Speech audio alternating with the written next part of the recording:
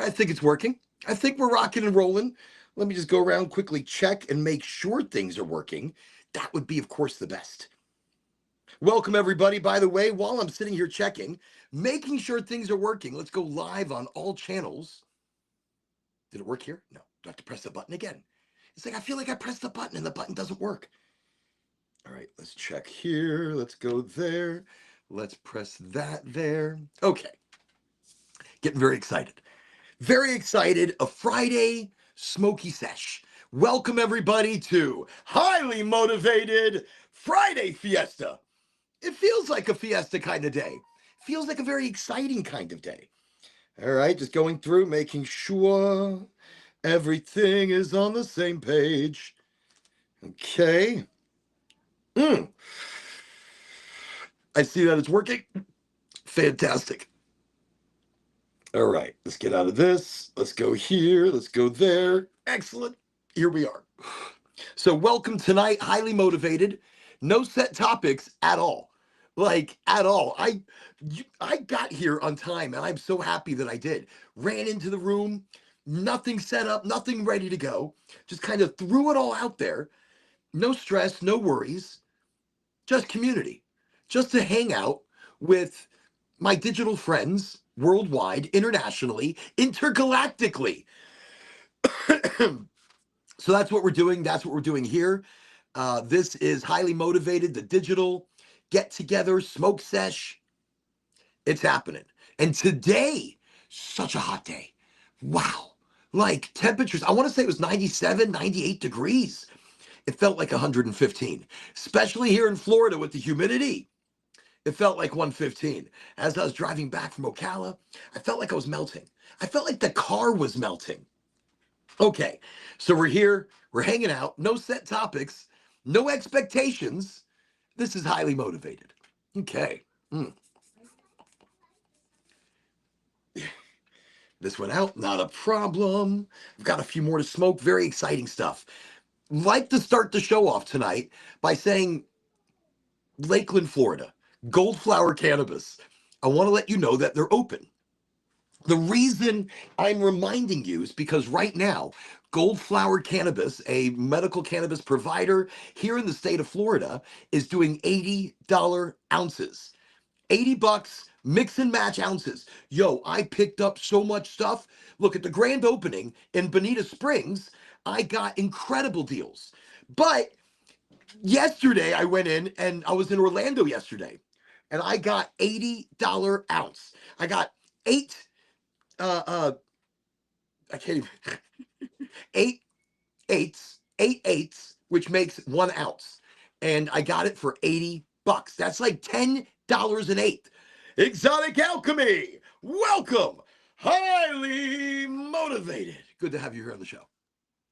I feel very motivated. I'm pretty totally Oakley right now.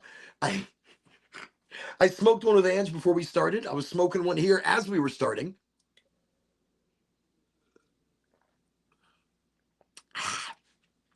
Tropical 7-Up. It tastes tropical. It feels very tropical. And then when I finish that, I'm going to have a Fruit Splash Canada Dry. So I'm trying different things, getting away from the Dr. Pepper, getting away from the Coca-Colas, going to things that are just as bad, but I think they're better, or I pretend that they're better. So tonight, a little of excitement, a little rushing in last minute. You know, it'd be nice. Before we get started, let me clean the my Puffco Proxy, because as you see, it's a little dirty. Look at that. Look at that. That's kind of dirty. So I have some great concentrates that I also picked up during the grand opening. So and goodies that I picked up yesterday in Orlando. So I was at Goldflower in Orlando yesterday. I was passing through Ocala today, but right now, $80 ounces. That is like the best deal in the history of Florida cannabis ever. I'm just saying ever. All right, so let me clean this. Now, here's how I clean it. I hit the button, 1, 2, I turn it on. So as it's heating up, it is getting all the goodies in there liquefied. even the dirtiness of it, or the old stuff, the old product that's inside. Now, when it buzzes again, that means I could take a hit, but I want something clean. So the easiest thing is I use the Q-tip. And this is how I clean my Puffco proxy. I love my proxy. Look, I feel like, oh, it buzzed. It buzzed. Okay. So now it's super hot. So I take the Q-tip and I just run it in the inside like so. Look at that. Cleaned it. Done. I mean, basically clean. I'd use the other side of the Q-tip. I want to make it a little fancier. Get all the residue and the old stuff out. I clean the top really quickly. Let me see. Just making sure I get everything. That's it. One Q-tip. Done. And my Puffco proxy is now clean. So I'm going to let that cool down a moment.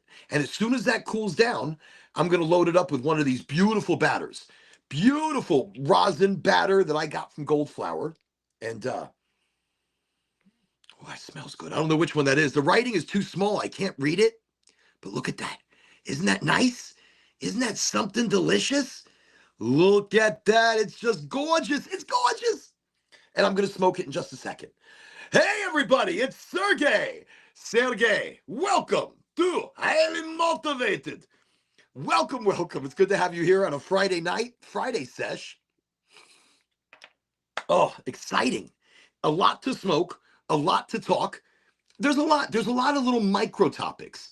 And I just to let you know some of the interesting micro topics that we're going to discuss tonight. Maybe some cannabis science and discovery. There have been new cannabis discoveries in the last year that a lot of people don't know about. Also, I want to talk about possibly orphan receptors in the body.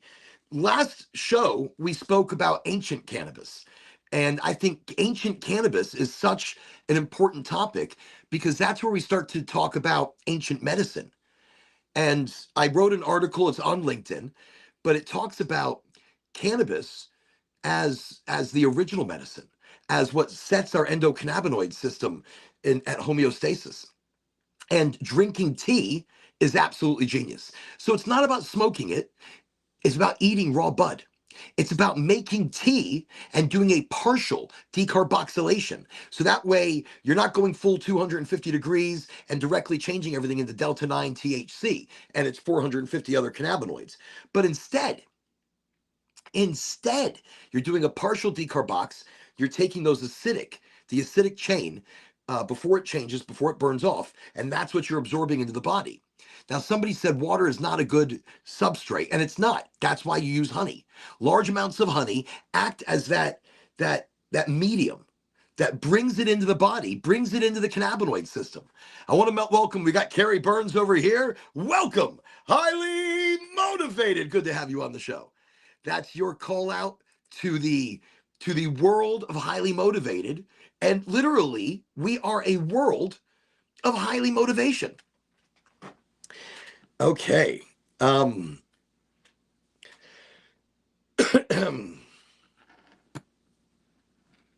Interesting. I was just looking up some goodies over here. All right. Impact on medicine, Lazar's alien container theory. Ooh, that's an interesting micro topic. Ancient cannabis use. So that was last show. Last show, again, we talked about ancient cannabis use. We talked about going back to the most holistic and simple of medications.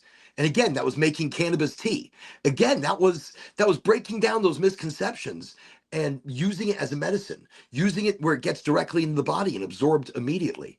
So exciting stuff. Tonight, I might start this off with a little bit of conspiracy, a little bit of crazy alien talk. Recently, I was watching a show with Bob Lazar. Bob Lazar is, he was the guy who used to work at a secret government facility for the military or for the US government. And he worked at a secret facility and he came out, he was a whistleblower. He came out with information about aliens. And of course, at the time, nobody really believed the guy. But now more than ever, there's a lot more attention going to him because the information he brought out was actually quite credible. It matched up with programs that were currently going on. He has been silenced by the government. He is currently part of an organization that that that together they protect each other and help push forward new information, whistleblower information from the government employees. Okay, so Bob Lazar in this documentary was talking about how we are just containers. And it got me thinking a little bit. It got me thinking, we're containers, but we are. We are containers holding the most amazing energy, holding the most amazing soul, the most amazing that we cannot even explain. So that's what is going to lead us a bit in the conversation tonight. So really quickly, I'm going to explain what Bob Lazar means by us as containers. And he says that's what the aliens see us as. The aliens see us as containers. Now, we're going to talk about this. We're going to get into it. Well, the new element they found, on the Insta exotic alchemy is just mentioned. The new element, and I want to say it's element 115. It's an element that we could not exactly produce, but this is the element that was to allow us to time travel. Or it's the element that allows us to travel faster than the speed of light. Bob Lazar spoke about this element. He didn't only speak about it, he described it in detail, and that they were experimenting with this element and with time travel. So, incredible stuff. So, yes, I want to say it's element 115. If it's not, I'll find out for sure. I will find out for sure. But yes, let me get things sparky really quickly. What am I going to choose? I have so many different rolls. We're going to choose. Is this a nice roll? That's a nice roll. I like this. I'll smoke this one. And what am I smoking? What am I smoking? It's Doghouse Farms, by the way. Goldflower cannabis. Doghouse Farms. Part of my 8 for 80. So that's $10 an eighth. $10 an eighth. That is the best deal I've seen in medical cannabis in Florida since the program began. All right, and I'm going to be smoking the... I can't read it. My eyes are... Yes, I know I need glasses. I know. Okay. Boba Fett. All right, so this is Boba Fett. I'm going to smoke a little bit of Boba Fett. Boba Fett. And this is part of my 8 for 80. It was amazing. What a great deal. Okay. So before I really jump into some Bob Lazar, let me sparky. And again, welcome everybody. Friday night, hang out, highly motivated, digital sesh.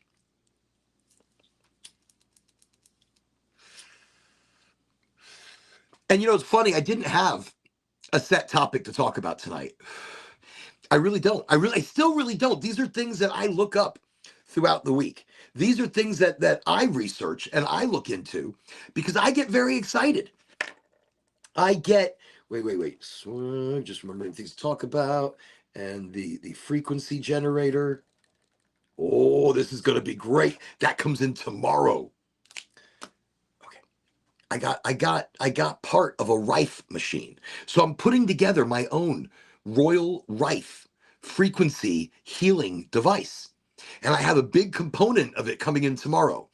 Really excited. Okay. We'll get into that in a moment. I'm really excited about frequency healing. I'm really excited about how frequencies change everything in our body and in our mind and in our environment. This is the Boba Fett. It's nice. And letting you know that I'm smoking using Blazy Susans. So these are the pink Blaze. They don't look pink right now, do they? Look at that. Isn't that wild? It looks like a regular paper after a while. But these are the pink Blazy Susans. And they are vegan, amongst other things. Let me see. Okay. Normally, I don't smoke colored papers.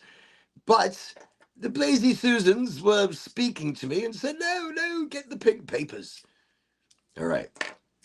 So we're going to get this going. Got a lot to talk about, a lot to smoke about. Not a lot to talk about, a lot to smoke about. And that's great. Even if we're just getting together tonight for an hour, for 2 hours, for 3 hours, whatever it might be, we're getting together. And that's the point. We are digitally intermingling. El Maestro 420, everybody. Welcome. Highly motivated. Good to have you here on the show. El Maestro's over here on the Insta Cha-Cha. And remember, tonight we are on multiple networks. We are on the LinkedIn, the Twitch, the Kick, the Rumble, even though you probably can't find me on Rumble. We're on the Insta Cha-Cha. We're on YouTube, I think. I'm like, I think. Everybody is like, yeah, you're there. So we're on the YouTube, even though I don't think people can find us. And we're on the rebroadcast on the Facebook. Okay. So I have to tell you about Bob Lazar before I tell you about the expanded questioning of us as containers. So Bob Lazar, when he talks about aliens viewing us as containers, he is drawing from one of the more esoteric claims attributed to his alleged exposure to briefing documents at S4, the facility that he says he worked at near Area 51. Here's what that means. Let's break it down. Containers for what? We are containers for what? The term container usually implies that humans are not valued for their physical form, but for something inside. Something inside. Consciousness, soul. Many interpret Lazar's remark as meaning that extraterrestrials see our bodies as vessels that carry a non-physical essence, soul, spirit, consciousness. So the aliens feel that we need to be protected to protect what's inside our containers. Now, genetic code, our containers could be holding us genetic code. This is the same way I feel about cannabis. Like, it's genetically bred into us, and as time goes on and as we require it, we start to understand the plant better. We start to see the plant in better eyes. So others suggest that the container itself is a metaphor referring to our DNA, which may be of interest to advanced beings as kind of a library of evolution and adaptability. Energy life force. Again, right now we're talking about what us as a container actually means, what it means. Of energy life force type of thing. In a more metaphysical reading, the body is a battery or an energy host that aliens may be studying or even harvesting. Kind of like in the Matrix, where our bodies were actually batteries powering the Matrix itself. The actual simulation that is running, we and our energy of our bodies is actually powering that. Much like our reality. Our reality is being created as a physical force, as a physical reality through all of us, through all of our interaction, all of our, hands-on, here we are, mentally, physically, quantumly creating that physicality. So I guess the same thing, we have a physical body, and inside we have something more cosmic, something, So this is where it's going to get interesting, and this is where it kind of piqued my interest. So again, we're a life force, we're a battery, and that's why a lot of times I see the movie as the Matrix, kind of like a warning. I mean, is that a lie? Is that too much? Kind of like a warning, or maybe a reality wake up. I know it's a movie, I know, but sometimes movies hit a little too close to home. There's a reality there that we don't pay attention to. Movies, they tell us the real truth, but it's a movie, so we don't take it seriously. It's a movie, we're not really listening to it. So here's where things get a little more interesting. Existential implications. If Lazar's claim is genuine, it points to a world view where we are not the body. The body is temporary, a shell.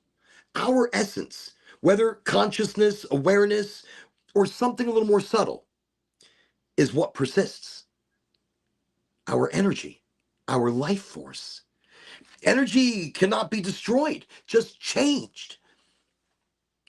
Unless a black hole and it ripping apart energy would be considered it being destroyed. The continuation beyond death. If aliens view us as containers, it implies they recognize or exploit whatever it is that continues after death, our existential forever. That's a big word for me today.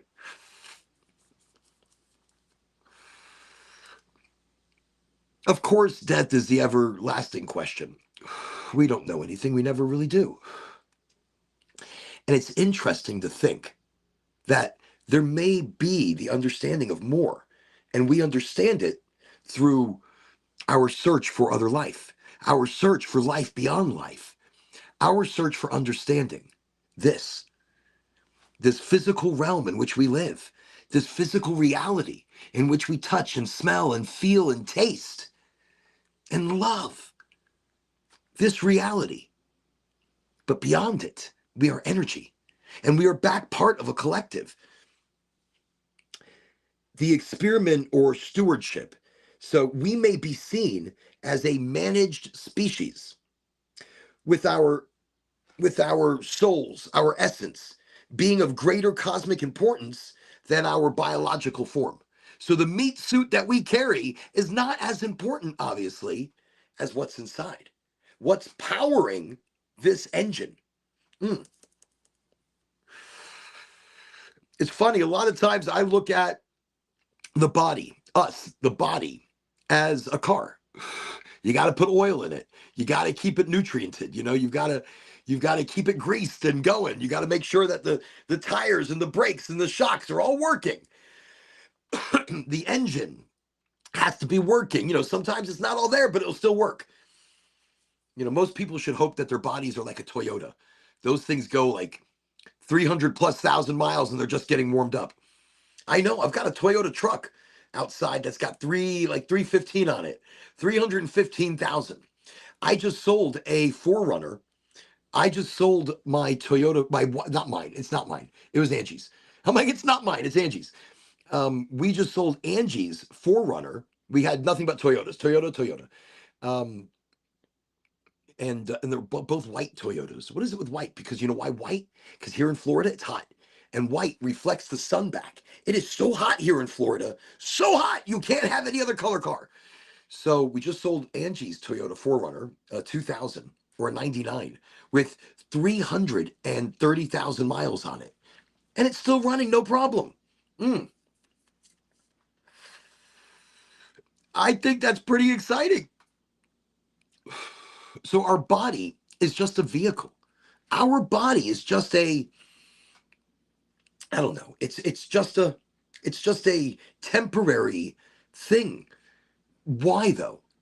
For us to feel, for us to see and think and smell and taste and touch, and all of that together is why we're in our bodies. It's to experience the amazingness that we've created in this physicality. That's what I think it is. We are blessed to be given. We are blessed to be given an opportunity to touch the I don't know, the reality, the energy, to touch and feel the energy in a different way. So the philosophical standpoint here, this perspective echoes in many spiritual traditions. Us as a container. So not Gnostic. So Gnostic Christianity, the body as a prison for divine spark. In the Kabbalah and in Hermeticism, very interesting things to look into, the Kabbalah and Hermeticism, the body as a vessel for the soul's journey. Now, again, this is spiritually spoken about. Yes, we don't talk religion, but this is many religions. We're not talking one.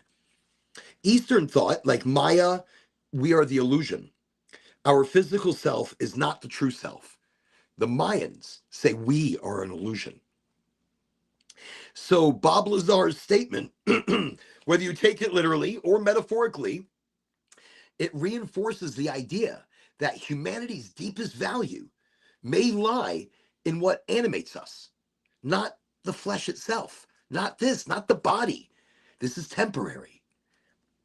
It's what keeps going. It's what's inside. So in short, when Bob Lazar says we are containers, he's suggesting aliens perceive us as vessels for consciousness, energy, or soul, not as the final product. For our existential forever, and see, that means what survives isn't the container, but what's inside.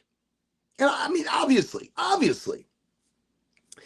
So I wanted to dive deeper because when I started hearing the vessel, the container, and this goes back multiple religious, spiritual evolutions through different cultures, many different parts of the world that weren't talking to each other, but started to have the same understanding. Everybody welcome Dubba OG to Highly Motivated. Welcome to the Friday night sesh, the Friday night hangout. It's very exciting. It's good to have you here. It is exciting to have everybody here because that's what it is. This is an everybody party, an everybody hangout, an everybody get together. That's what's happening. So welcome to the Highly Motivated Get Together. And tonight, now we're going to try to get this sign working by Sunday. Wait, is it Sunday? Shit. It's Friday. The whole week flew by. The whole week. It was just like, shoom. It just took off. The whole week was crazy. I'm still surprised it's Friday. Right now. So I've been pretty excited. We opened up Lakeland Goldflower. That's open. That's in business. It's rocking and rolling, and definitely very awesome stuff. So we're tonight back in the home studio.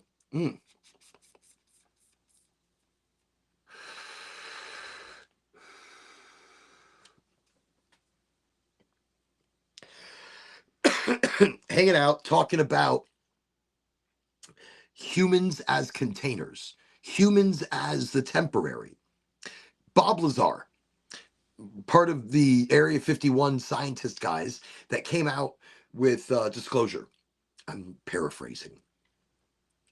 And tonight we're beginning our micro topics where we talk about us as a container. And it got me thinking. So after we just explained just now the his Bob Lazar's container idea and how it's not new, how it's almost spiritual. Many ancient traditions and historical records speak in almost identical terms, though under different names.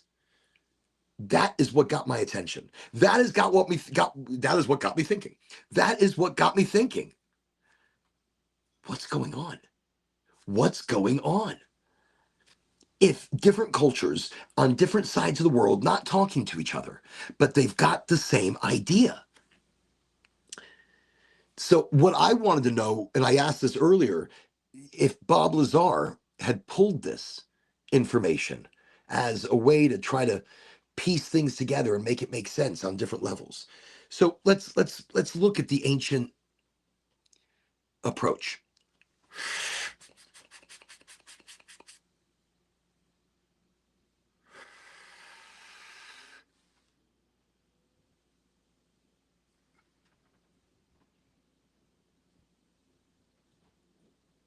Sounds like there's somebody out there. Is there someone out there? Can you hear it? Oh, you don't hear anything? It's just me. It's just me. Angie said it's just me. It's totally just me. So I'm just like hearing shit right now. It sounds like a motorcycle, but like a 50cc just puttering. Wow. I hear shit. That's what it is. I'm sitting. Maybe I need to get like my ears checked or something. I think I'm losing my hearing. I think. I mean, it happens. Look, I get like tones sometimes, and somebody once told me when you hear a specific tone, like you'll hear it in your ear, it's like just kind of goes away. You're losing a frequency of hearing, or you're losing something. Like you won't be able to hear that specific tone. I definitely hear it. I think the dogs are barking at it.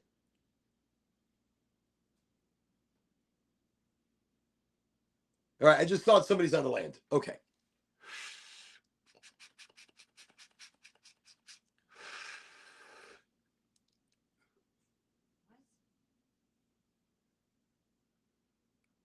Is it just me?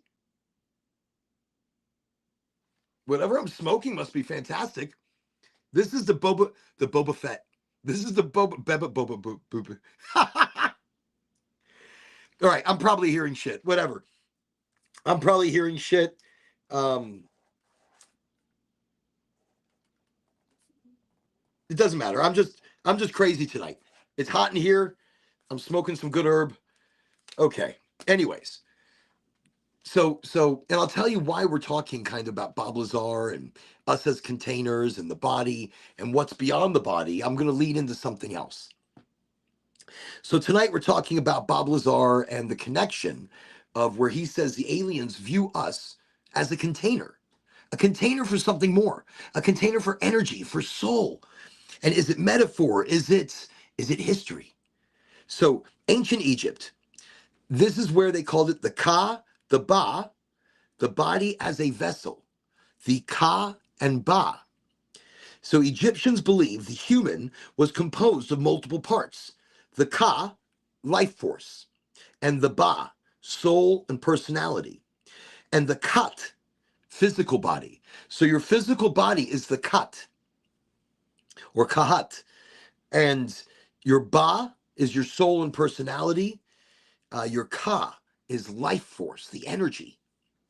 So the body was preserved through mummification, not because it was the person, but because it acted as a container for the Ba to return and find its way in the afterlife. So it needed to see the container to understand its energy, like to understand where it was going. So maybe it didn't fizzle out or it didn't get lost in the grand energies.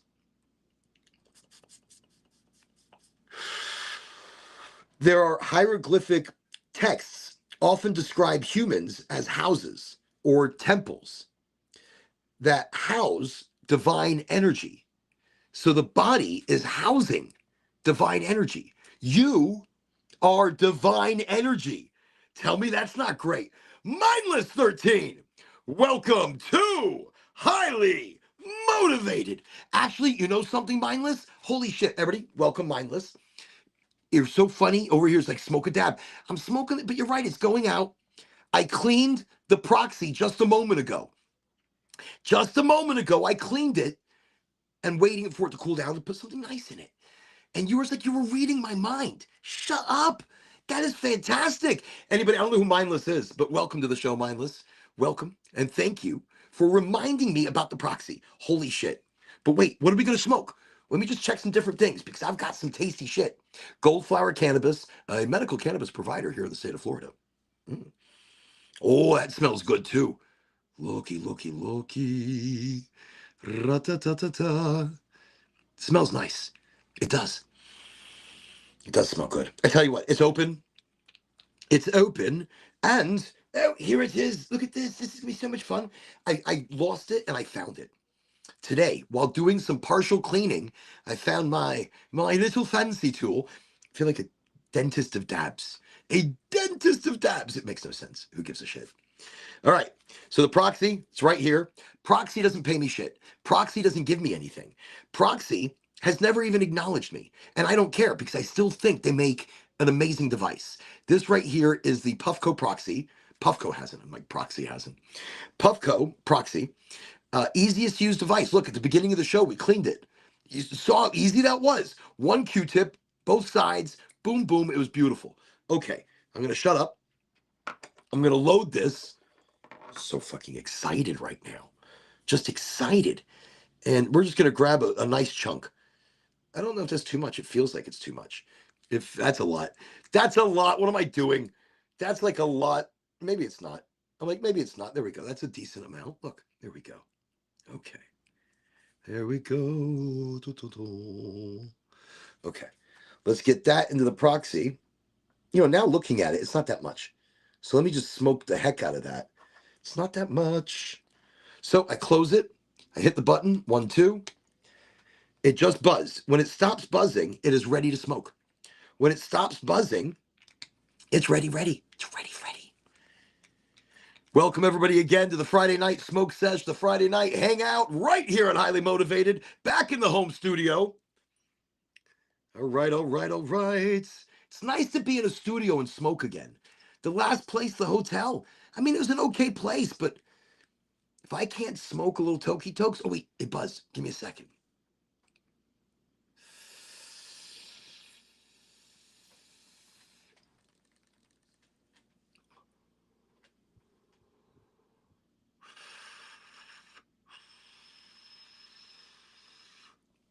I'm taking a very hard hit right now. It's much harder than usual. You don't have to hold it in. The second you inhale, it's already absorbing.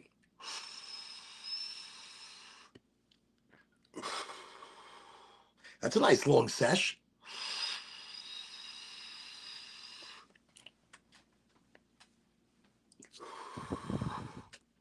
Holy shit, it's still going.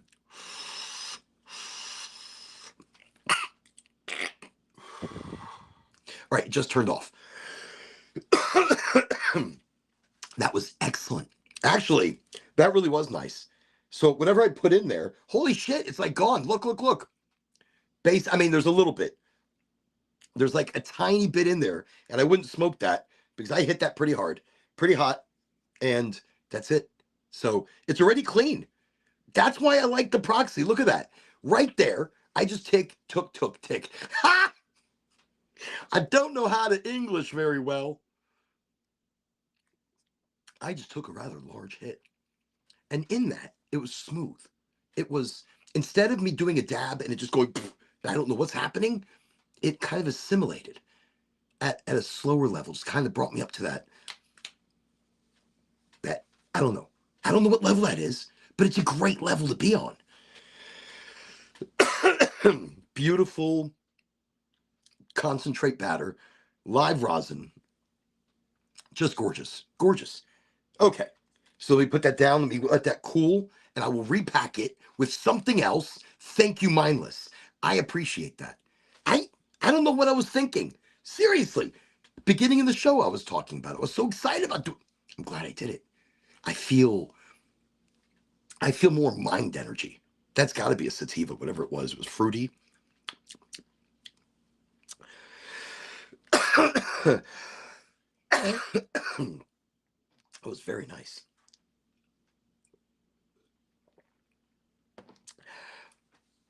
Tropical 7-Up. The more I drink it, the less I like it. It's like the more I drink it, the more chemical the flavor becomes. Once again, everybody, letting you know, Goldflower Cannabis, if you're in the state of Florida, Goldflower, a medical cannabis provider, just opened up Lakeland, Florida. That's right below Kissimmee, and Kissimmee is right below Orlando, or like it's like right on top of Orlando. So Kissimmee, and then Lakeland. Very exciting stuff. Opened up like yesterday or the day before. I don't even know what date is anymore. It has to be Thursday. Today's Friday. So yesterday. Wow. Week just goes by. So they opened up yesterday, new location. We just did the grand opening at Bonita Springs, Goldflower Cannabis. They are popping up all over the place. And the excitement is not going to stop. The prices are the best in the state.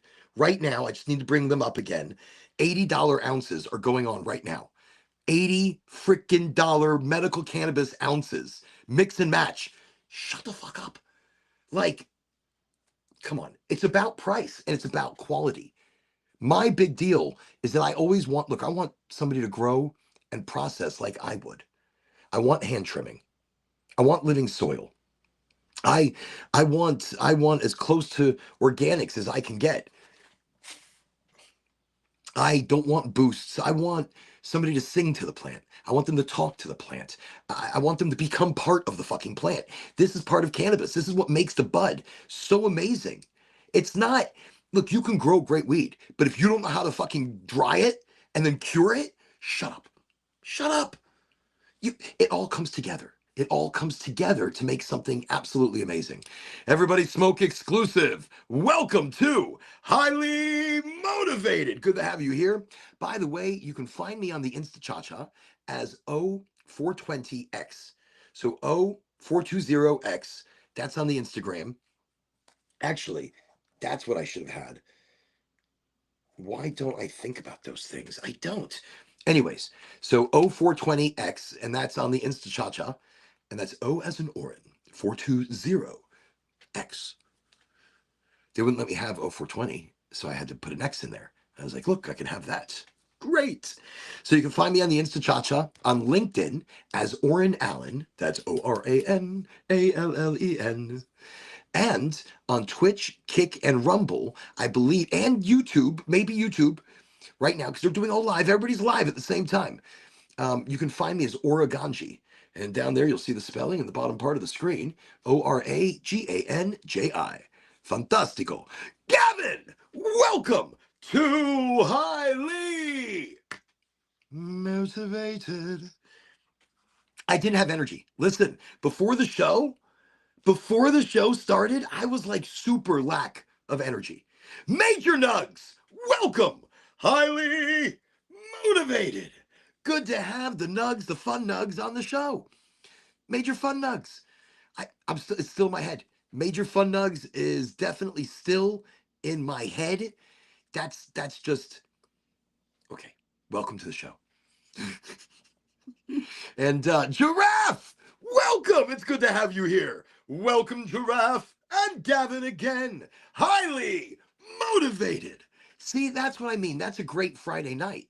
It's even if you just pop in for 5 minutes or an hour or whatever, it doesn't matter. You're part of the energy. You're part of the show. And Major Nugs, highly motivated. You see that? That's energy. That's excitement. I'm telling you, I needed all of you to re-energize me, for the weekend. Look, I got home today and I was exhausted. Oh no. Our prayers go out to her. I hope she's okay. Is everything okay? I mean, I know you don't want to give details here, but holy shit, Gavin, everybody just send super positivity in Gavin's direction. Absolutely huge amounts of positivity. Everybody send to Gavin. Gavin's coming to us from Twitch. His mom is in the hospital. I don't know why. I'm not going to really jump into it, but I hope everything's okay. Holy shit. Wow. Let me know if there's anything I can do. Let me know if I can help anywhere or anything. Seriously. Okay. So anyways, everybody just sending good positivity and energy to Gavin and his mom. Just wanted to throw that out there. I see right now because, yeah, absolutely praying for you 100%. And anybody that you know personally, and everybody in the show, I feel like I know you all personally. After a while, and I'll run into people and I'll be like, oh, that's you from here. And that's you. I mean, that's awesome.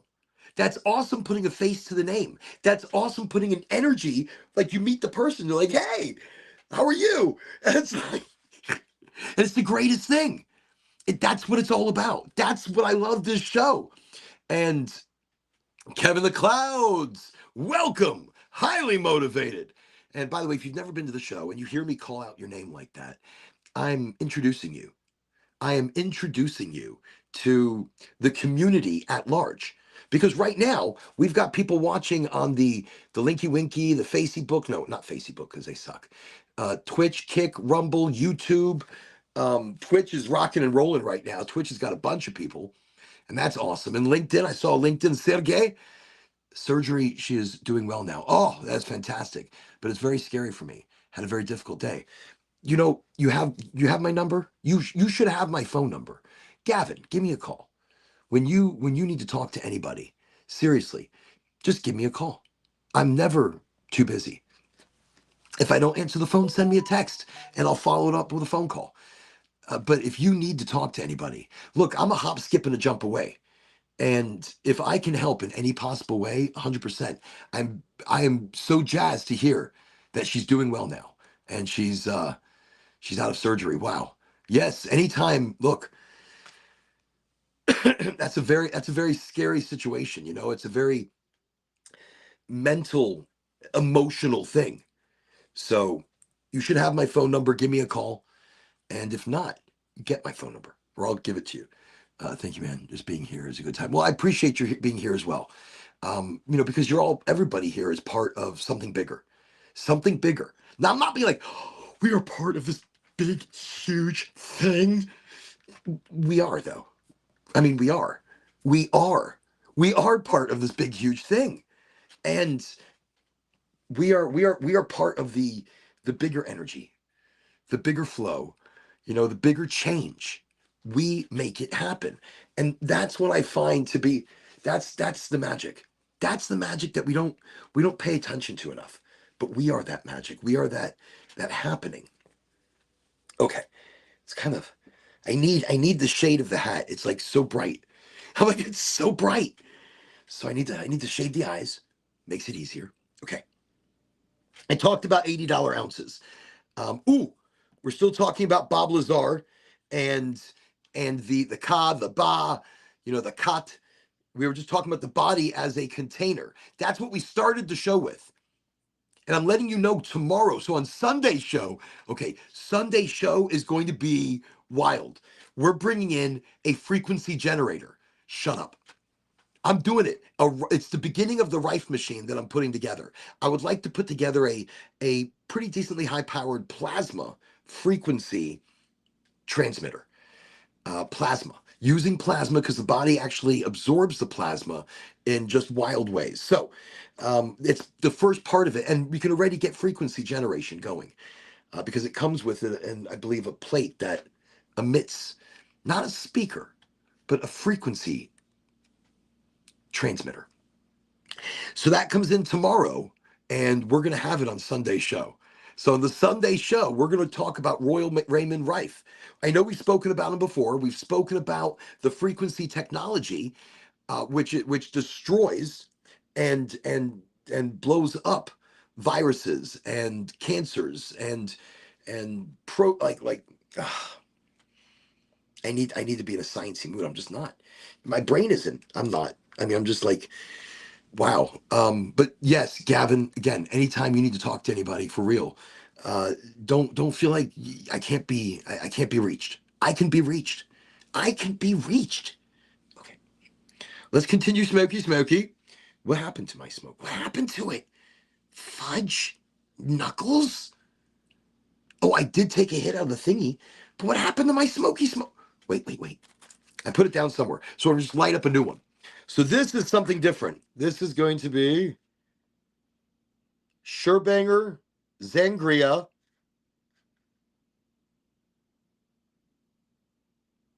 I can't. I can't. I can't read the last one. It's a mix. It's a cross. So it's Sherbanger, Zangria, and something else.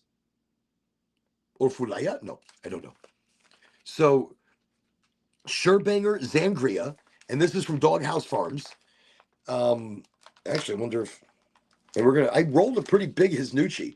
I rolled a doink, not just a doink, but a doink. Here, let me show this one.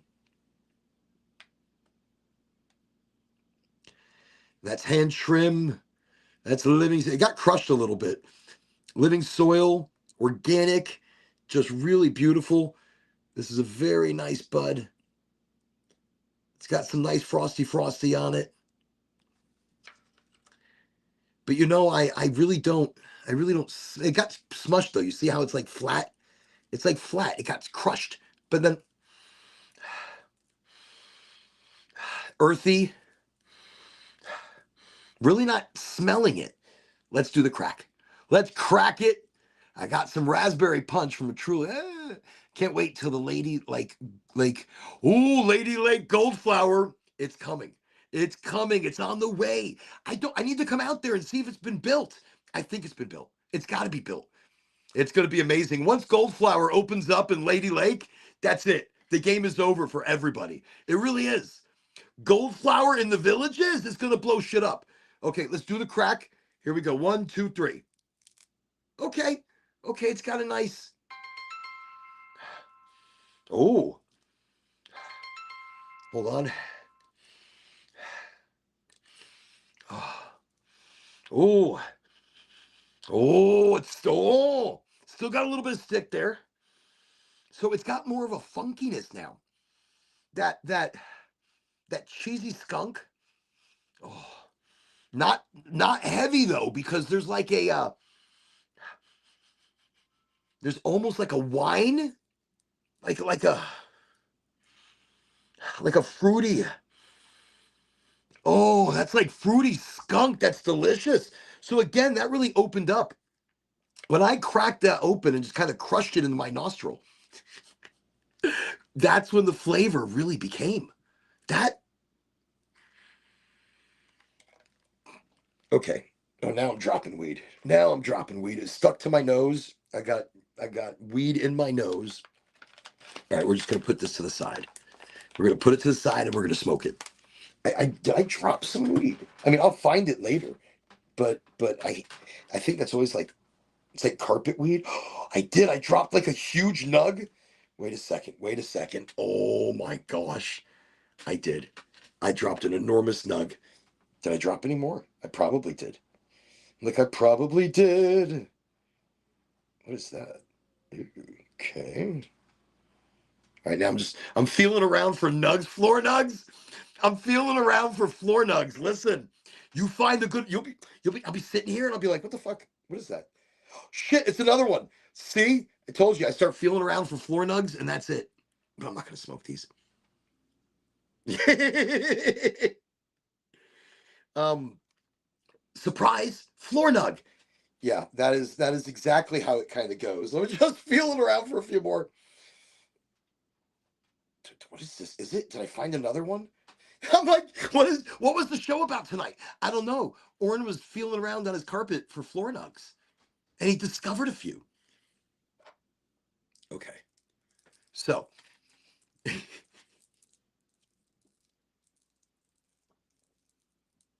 wait, someone here?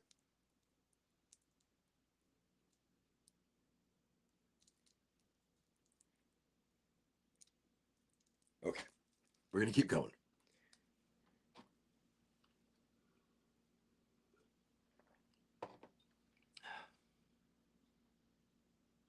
It got weirdly quiet around me. Weirdly quiet. Okay, so we started talking about Lady Lake there for a moment, and Goldflower in Lady Lake. Yo, I'm telling you, that's gonna be a game changer. That's gonna be like stupid. The older generation appreciates quality and they fucking know good quality. They're smoking what they can because they don't drive far. They don't go far. You know, your older generation loves, they're the biggest spenders of cannabis. They love it. They are nonstop smoking that shit. They are hotboxing their houses. You open their door, they're like, just wafts out at you. You're like, yo. So that's Lady Lake is going to be insane. Once Goldflower Cannabis opens up there, it's going to be something else. I'm excited. You're excited. I just found some floor nugs. I am excited. Look, that's like enough for like a joint. No, it's like a really no. I'm like, okay, but we're going to try it out now. This is the Zangria Sherbanger, something else. Something else. Do not know.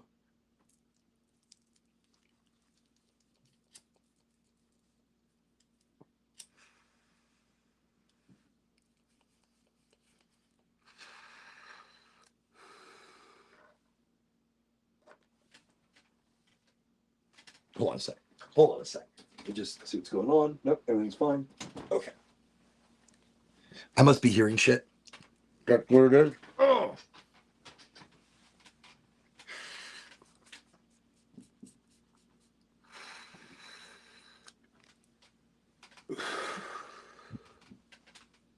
It's really smooth.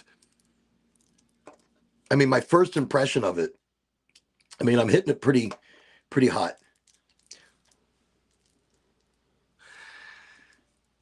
So I'm not getting a lot of the flavor yet. I mean, a lot of that flavor is going to come at a lower temperature.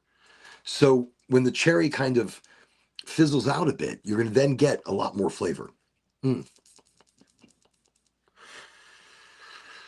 So I did mention already the frequency generator that we've got coming in tomorrow. And on Sunday's show, that's what we're talking about. So frequency healing, frequency transmitting, fine tuning, hertz, megahertz, gigahertz. And this is something that Royal Raymond Rife, and this guy, he invented before ever really going down this path. And the reason he went down the path of creating a frequency generator to destroy viruses and sicknesses in the body and to recenter the body's frequencies, he invented what was called the universal microscope. Before he invented his, current microscopes could only see like 20,000 times projection. And when he brought out the universal microscope, you could see 60,000 times plus. And it was an amazing thing at the time because that means you could actually see microbes and you could really see deep into the viruses and you could see their structure. So because of that work and his observations, he then created a frequency generator that can destroy them. All proteins, viruses, whatever, they have a MOD, a mortality, something, death, something, mortality, death. So something, mortality, death, and at the right frequency, you can destroy them. So during the 1940s, his machine was heralded as the cure-all of all diseases. And of course, anybody who had technology like that in the 1940s, we've spoken about it before, Tesla and other people as well, their technology was buried, it was hidden, it was stolen, it was taken. Wait, what is it? Sherbangers, Zangria, and Grape Life. Yo, that's what I'm smoking right now then. Thank you very much, Major Nugs. Everybody, East Coast Visual Media on the Twitch. Thank you very much. That's right. Hey, everybody, it's Christopher Sterl. Welcome. Highly motivated. Definitely check out Christopher on the Linky Winkies. He is an author, a futurist, an idea man, maybe a man of ideas, of future ideas, future vibes being brought together. Incredible guy over there. Also has a podcast, also has some other things happening. Definitely check him out. Christopher Sterl, welcome to the show. And tonight we're talking about, and so right now we're talking about Royal Raymond Rife, just quickly mentioning him. And the reason I am is because I have a frequency generator coming in tomorrow, the first part of a multi-part unit that will be used to use for healing, balance. It'll be scientific research.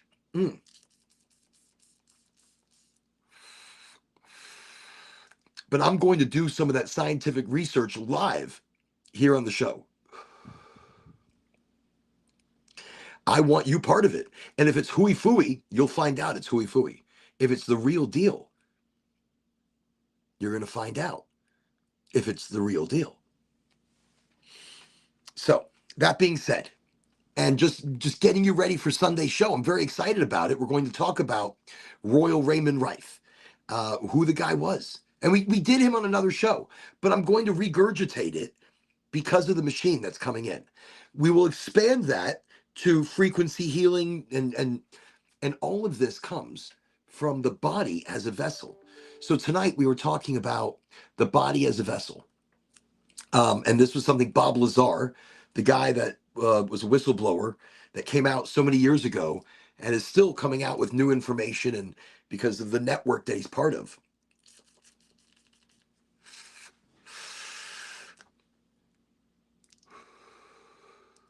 It's like you want to hotbox this one. There's certain flavors that are hitting me in the resin of it, and the hotter it's a little hot in the throat if I keep hitting it like that. But it's such a nice smoke. Sometimes you just like to hit something, you just to reinvigorate that THC. So I like to get my I like to get the vessel highly motivated, highly enthusiastic, spiritually. Wait, what do we call it? We called it something. We called it something last week. So anyways, we were talking ancient Egypt and the ka, the ba, the body as a vessel. So the body preserved through mummification, hieroglyphic text. Okay, so the correlation with the ancient Egypt's look at the body as a vessel, just like Lazar's claim, Egyptians viewed the flesh as a container, and the real self was the essence within. Okay, let's keep going. Sumerians and the Anunnaki, clothing for the soul. So in Sumerian texts, the gods, Anunnaki, are said to have created mankind as vessels for labor, but also as carriers of divine essence. The soul was often described as wearing the body like a garment. Some Sumerian cylinder seals show beings manipulating DNA like strands, suggesting humans were engineered to contain something valuable. There's too much history to deny.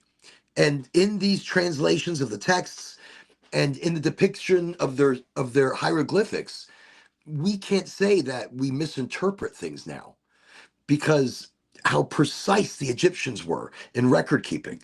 And once you understand the cipher to the language, they've been able to pull so many incredible things.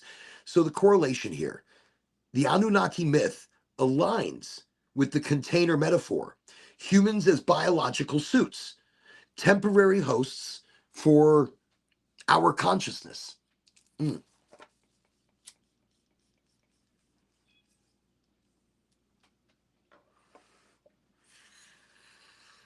It's some deep talk, yo, but it's okay. We've gone an hour into the show.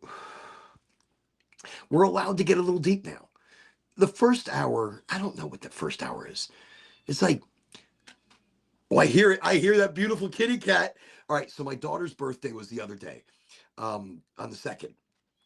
And all she wanted for her birthday, all she wanted was a cat. Now, we took her out jumpy and ate and had fun and spent the day and just dedicated it to her. So that being said, she wanted a cat. And so wait, what is it? Rosabella? Is the cat's name Rosabella? It is. Rosabella. So the kitty cat, I could just hear her singing. She's very vocal and fast. Like she'll hit one side of the house to the other side. We went to the Humane Society, and I took my daughter to the Humane Society, and she chose one of the kittens. And we were very lucky to get this beautiful kitten. Originally, I think her name was Flo, but now, or Flower or Flo. Flo was her name. She just kind of flows. She's got an all white body, and then from her face, like a mask, going all the way back to the tail, just on the top, is like calico. So she's calico, but all white, really beautiful.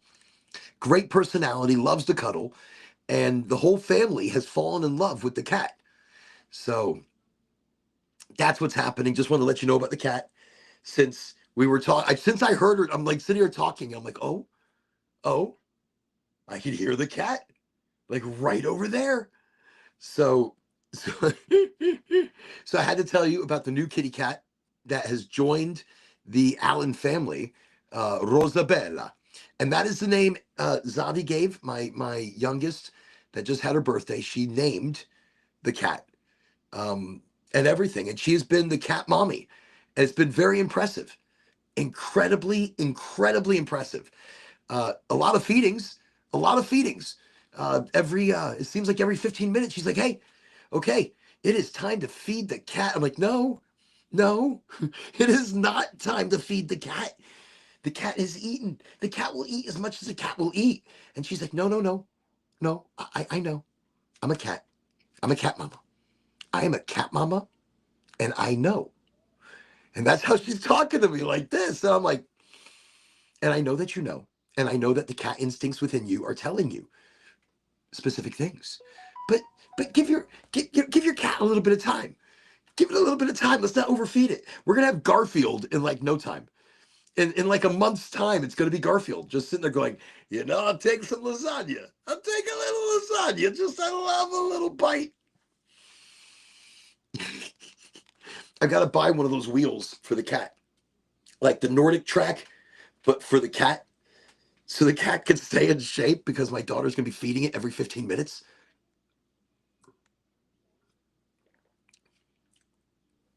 It doesn't taste nice when it's warming up. It actually tastes like a Canada Dry. Like I've tried this before, and it's the Canada Dry fruit splash with cherry, a cherry ginger ale. Oh, that's the cat.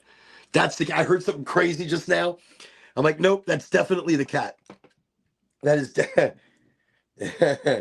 that is definitely the cat. That is a wild cat. Oh, hello. Wait, who is it? Oh, oh, you want to show the cat? Well, quickly. It's like smoky in here. Well, it's not that bad. It's not that bad. Okay. So this right here is Rosabella. You see? Yeah, we'll see Rosabella meet highly motivated. That's Instagram right there. And this is LinkedIn, Facebook, Twitch, Kick, Rumble, and YouTube. And so everybody, this is Rosabella. Rosabella, and she's just a tiny baby. They have a chip in her, but it doesn't find her. It just lets people know where she's registered so we can get her home. And spay, neuter animals so that we don't have. She purrs. She purrs all the time. She's like the sweetest thing. Look at that. The absolute sweetest thing. So I said all white and then calico on the top. But let me see. Congratulations on the new kitty. Yep. All my pets were adopted, cat and dogs. One time I actually got a Yorkie. You know what? I've gotten interesting animals over the years, and I've always adopted. But I think that's, there's an energy to it. You see what's on the table? So that's Bud. You don't want to mess with that. All right. You want to leave his new cheese alone. Yeah. There's a lot up here, but there's really no need for you to come back up here. Like you don't have to be jumping up on the table, be like, hey, let me come up here on a regular basis and see what's happening. Okay.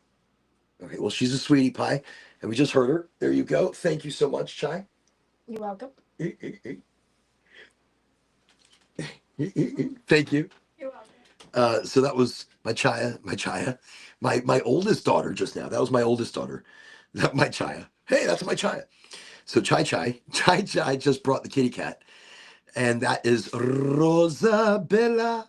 The whole family's fallen in love with the kitty cat, and it's great for the family because it kind of gives like I don't know, like having a baby in the house, or having that very fresh entity that everybody's pouring its love on. I wonder what the cat feels like. The cat has probably got to be super overwhelmed. The cat's got to be like we have so many animals here. Listen, I was originally I was against the cat. I'll be honest. Originally, I wasn't as highly motivated about the animal as I am now. Now it's too late. Now I'm motivated. Now I'm all about the cat. But before I wasn't, because we've got 4 dogs. I mean, 3, and 1 is my oldest son. That makes 4th. So there's 4 dogs that we're taking care of because he's not taking care of it. So we are taking care of it. So it's 4 dogs. And We've had cats before, but they've been male cats, and they disappear if you don't get things chopped off, and then they're going to just create chaos. Long story short, fixed. It's a female cat. Um, I was originally against it, but now not so much. Only because it's sweet and it's cute and it brings love into the household. It brings good energy into the household. So definitely very cute. And the cat just got a full introduction on the international scale. Okay, good, good, good. So we talked a little bit about the frequency generator that I got coming in tomorrow. Ooh, I've got some swag coming in. I've got some Aura Ganji swag. And I'm pretty excited about that. So putting that together now, it's coming in. I've got some hats we're going to be giving away. I've got some t-shirts, very few, like two. I got like two as like a sample. I ordered some stuff to see how it works, to see how it looks, because I don't want to order like 100 of them and then like the print is off or something is wrong. And then it's on me. So I ordered two. And if they come in and they are super flipping awesome, I will give them both away. If they are awesome, I'm going to give away both of the very original. I'm going to sign them. I'm going to sign it as the O. I don't even know what the fuck that is. I don't even know what's going on. Actually, do I even have a signature as Oraganji? I've got one as me, but you don't want to be signing shit as you. You want to do it as like,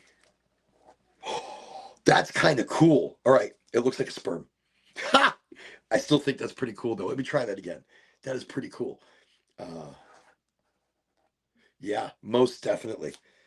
Most definitely. That is an awesome signature. I love it. But it looks like sperm going into an egg.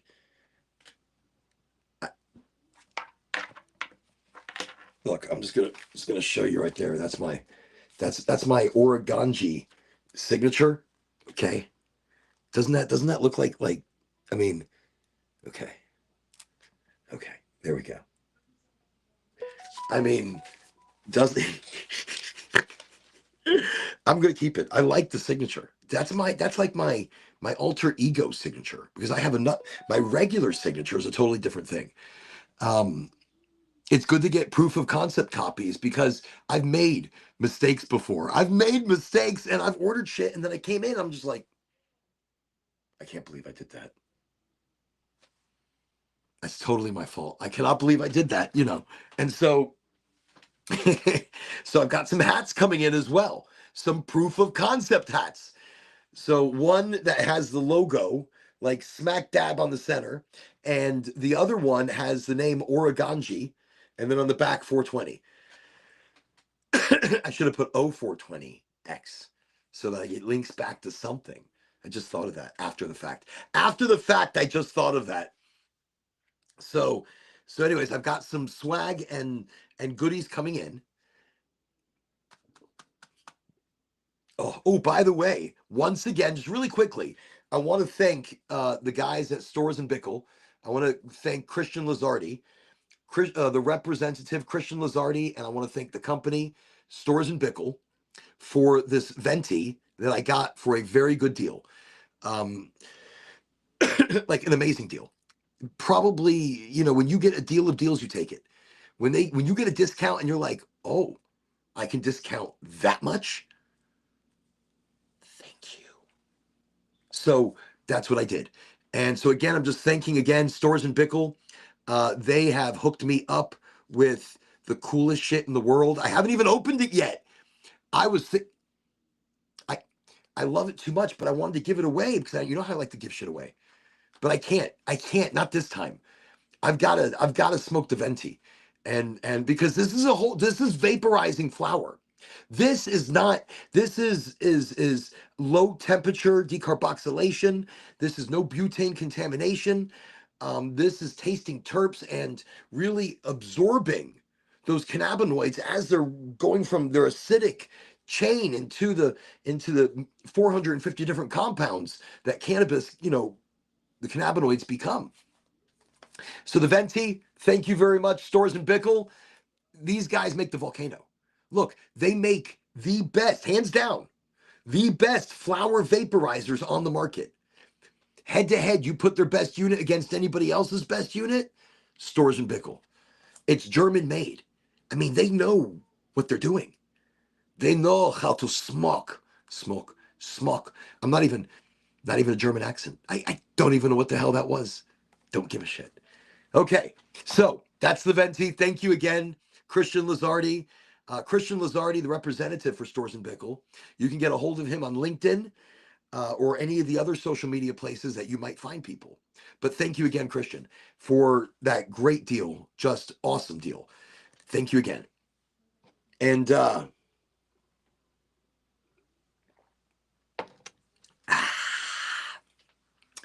doesn't taste that good now.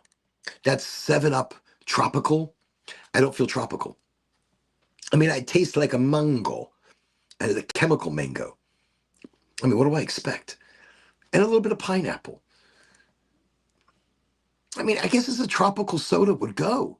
It tastes tropical. Let me see. I just received a proof of copy of my new novel. Ooh, and it looks fantastic. So happy. Now I'm just waiting for Amazon to approve the book. Fingers crossed on that. It will be on Kindle, softcover, and hardcover. Stealth Time Machine Project, Beyond the Horizon. Everybody got that? Christopher Sterl, we are waiting for the approval on Amazon. And once they get it, boom.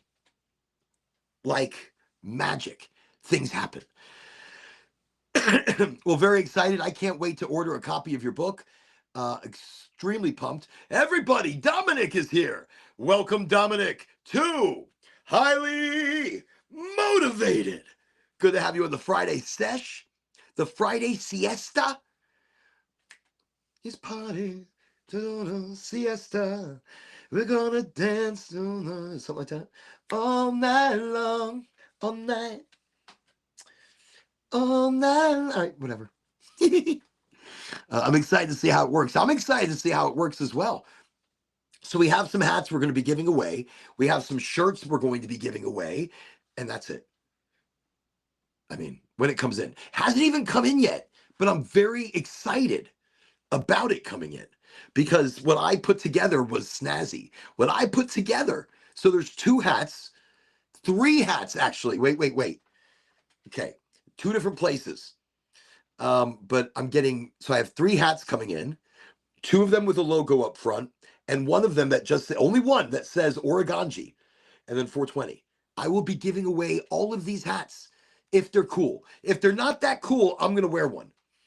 If it's not that cool, I don't want to give it away to people. If it doesn't look good, I'm not going to give it away. No, if it's the coolest shit ever that I want to wear, I'm going to give it away. That's how we do it here on Highly Motivated. We give shit away, but not everything. Not the Venti. I'm keeping that because that's really, really cool. Okay, so, and I told you about the frequency generator coming in tomorrow. So Sunday, on the Sunday show, it's going to be a very special show. Very special show about frequency healing. A very special show about the possibility of the combination of things, of the combination of frequency healing and good eating, frequency healing and good smoke. You know, will it change my high? Will frequency generation change my high? Ooh, that's an interesting question to ask. Will I get can I get higher by changing the frequency while I'm smoking? Shut up. I'm so excited now to find out. Now I need to find out. I'm going to ask Lucid. Lucid seems to know shit.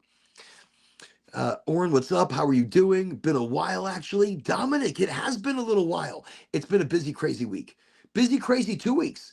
I'm telling you, I don't even know. Wednesday, I was in, where was I? I was in Kissimmee. I was staying in Kissimmee at a hotel. Such a good deal. The hotel was clean. It was nice. There was nothing wrong with it. Terrible TV. But nothing wrong with it. Just a really good price. And, excuse me. And I was busy. Just got back from Orlando. Yeah, I've been nonstop on the go. Lakeland, that just opened up for Goldflower this week. So this week, I'm forgetting like days. It was yesterday. Lakeland just woke, no, day before yesterday. Where am I? Where am I? I'm like, where am I? What is going on? It's Friday. So Lakeland opened up Wednesday. Well, Thursday. Thursday, which would be yesterday. I'm like, okay. I think I'm missing a day. I think I'm missing a day. I've been so busy lately that as I'm sitting here, the week is just like catching up to me. I'm just like, what day is it today? It doesn't even matter. Ugh. What matters is we're here, we're live, we are a community. Let me see. People seem to love merch. There is a market for that, and every brand needs to have their merch. So I am a brand, I suppose. I'm Oregonji, but we're all Oregonjis. You know, we're all the energy of highly motivated. So I need to get some highly motivated. I do need to get some highly motivated specific merch. Hell yeah. That right there, highly motivated merch. Oh, that's exciting. That's actually pretty cool. So highly motivated merch, very awesome. Let me see. But do people do love merch? I love merch. Look, I wear a Heisman hat because I think it looks very cool. And it's poofy. It's a poofy um imprint. So it's not embroidery, but it's like it was imprinted on there by something that just gave it a nice little poof. But what I've got coming is all embroidered. I've got super puffy embroidered stuff coming. Puffy embroidering. I'm telling you, very exciting stuff. Okay. But people do love merch.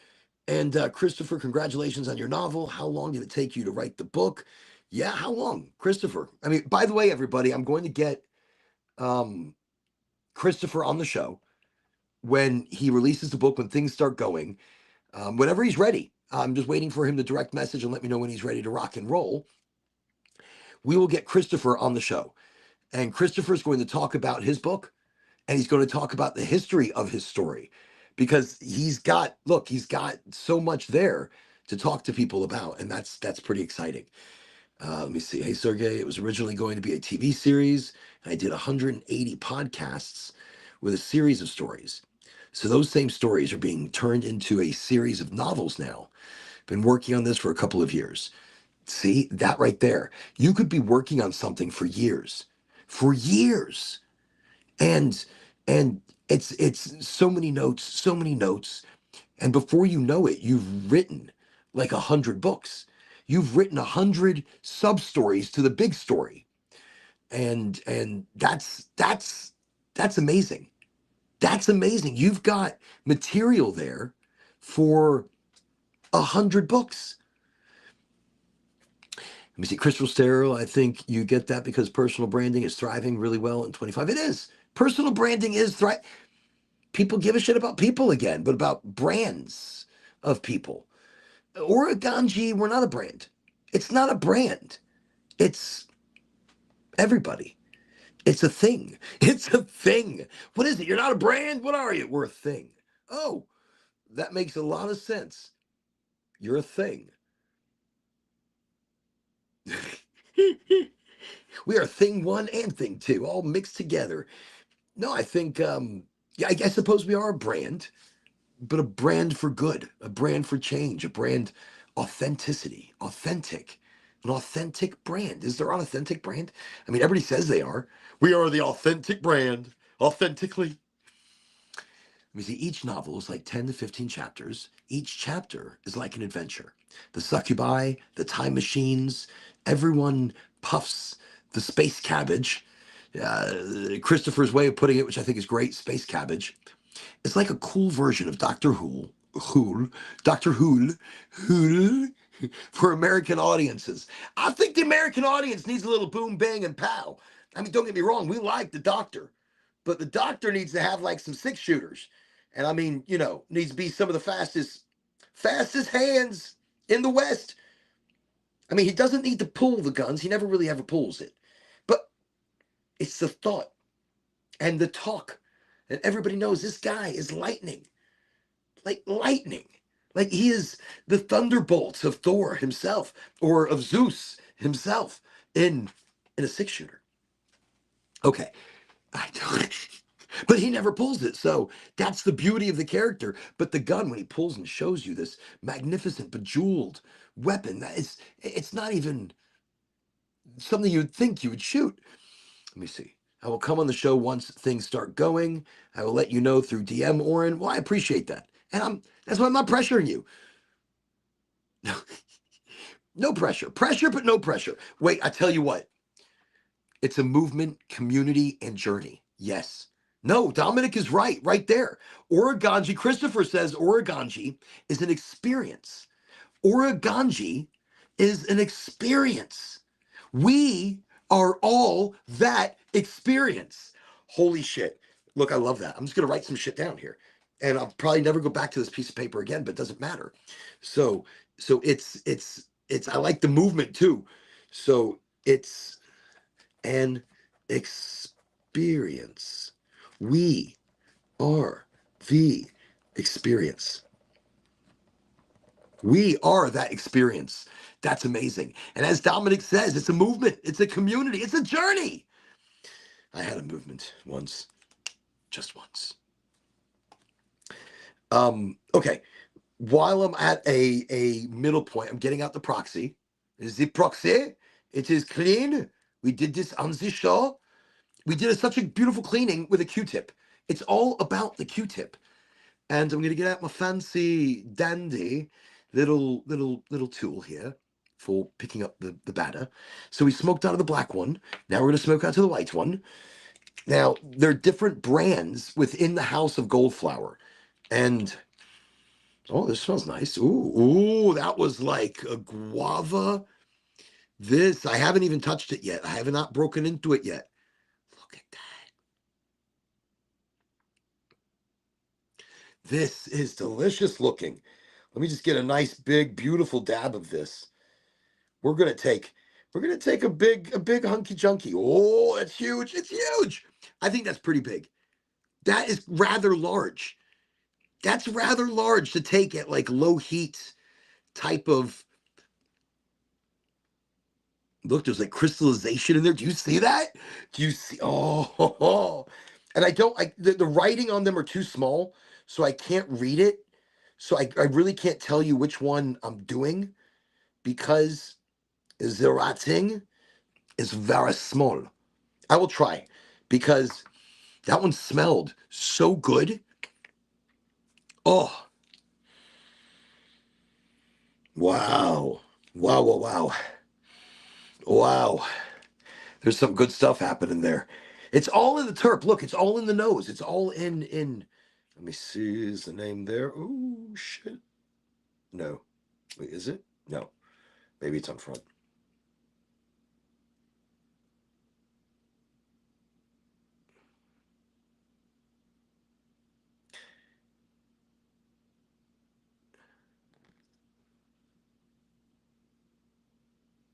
Fruit stand? Fruit stand. Fruit stand. Okay. I do remember this one. Fruit stand is an incredible strain, very flavorful, very fruity.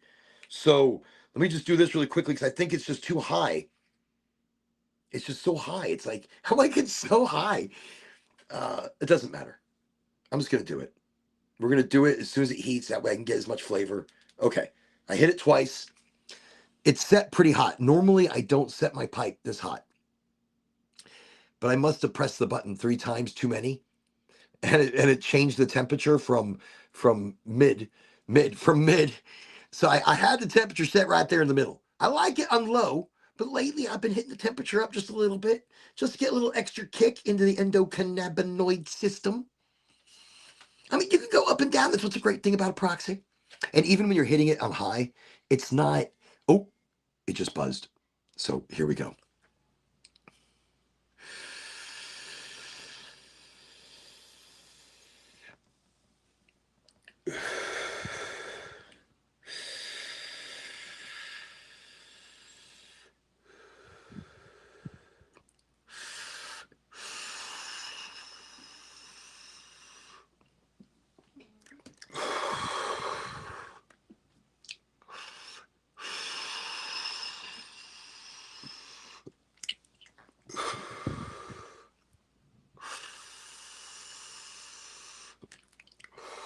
That's a long session. That's a lot. All right, it just turned off. Wow. Wow.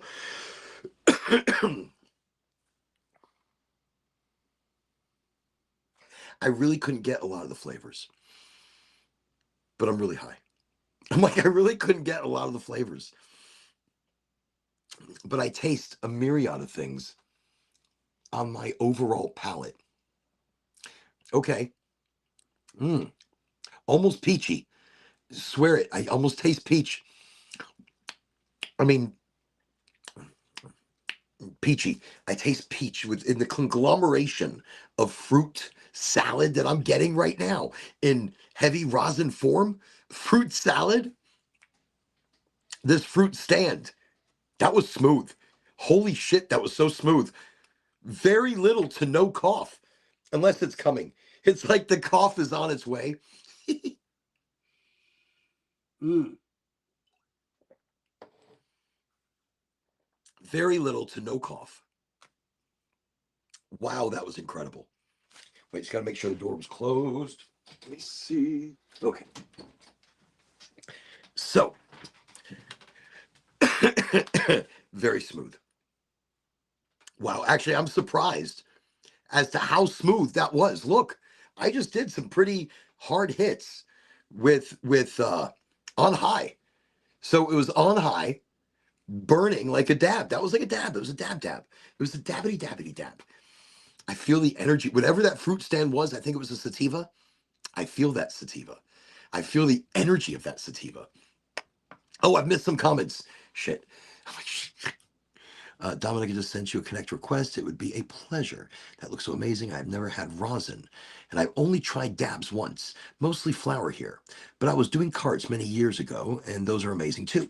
They are. But dabs are something a little different, and I don't do a high heat normally.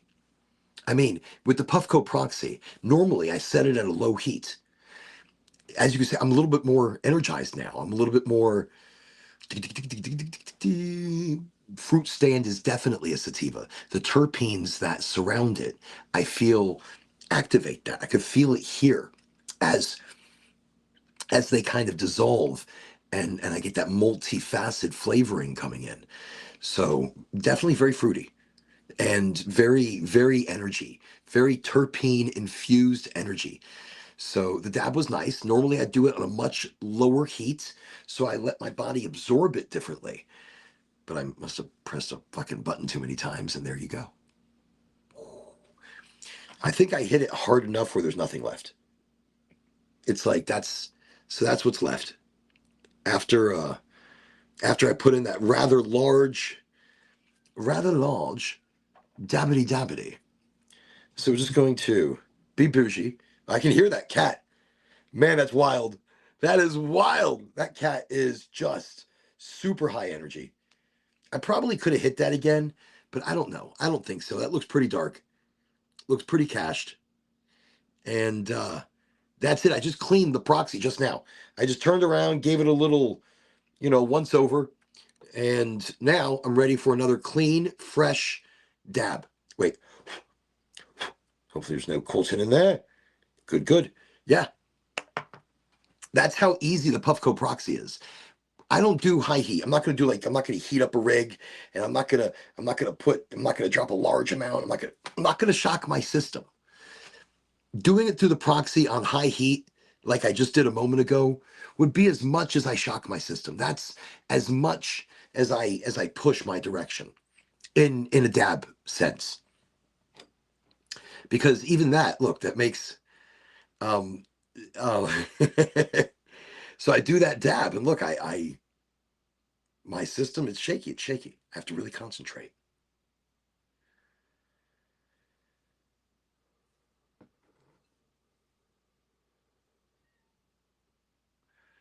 Okay.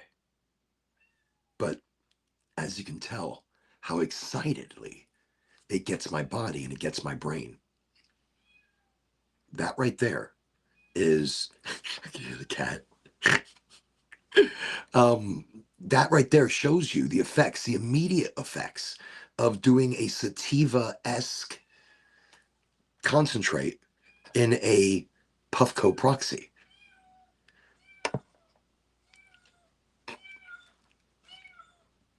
Rosabella, Rosabella, Rosabella. I guess my singing made her stop. I was singing along with her. She's very vocal. Since we brought her home, this cat does not know boundaries. I'm like, this cat does not understand what boundaries are.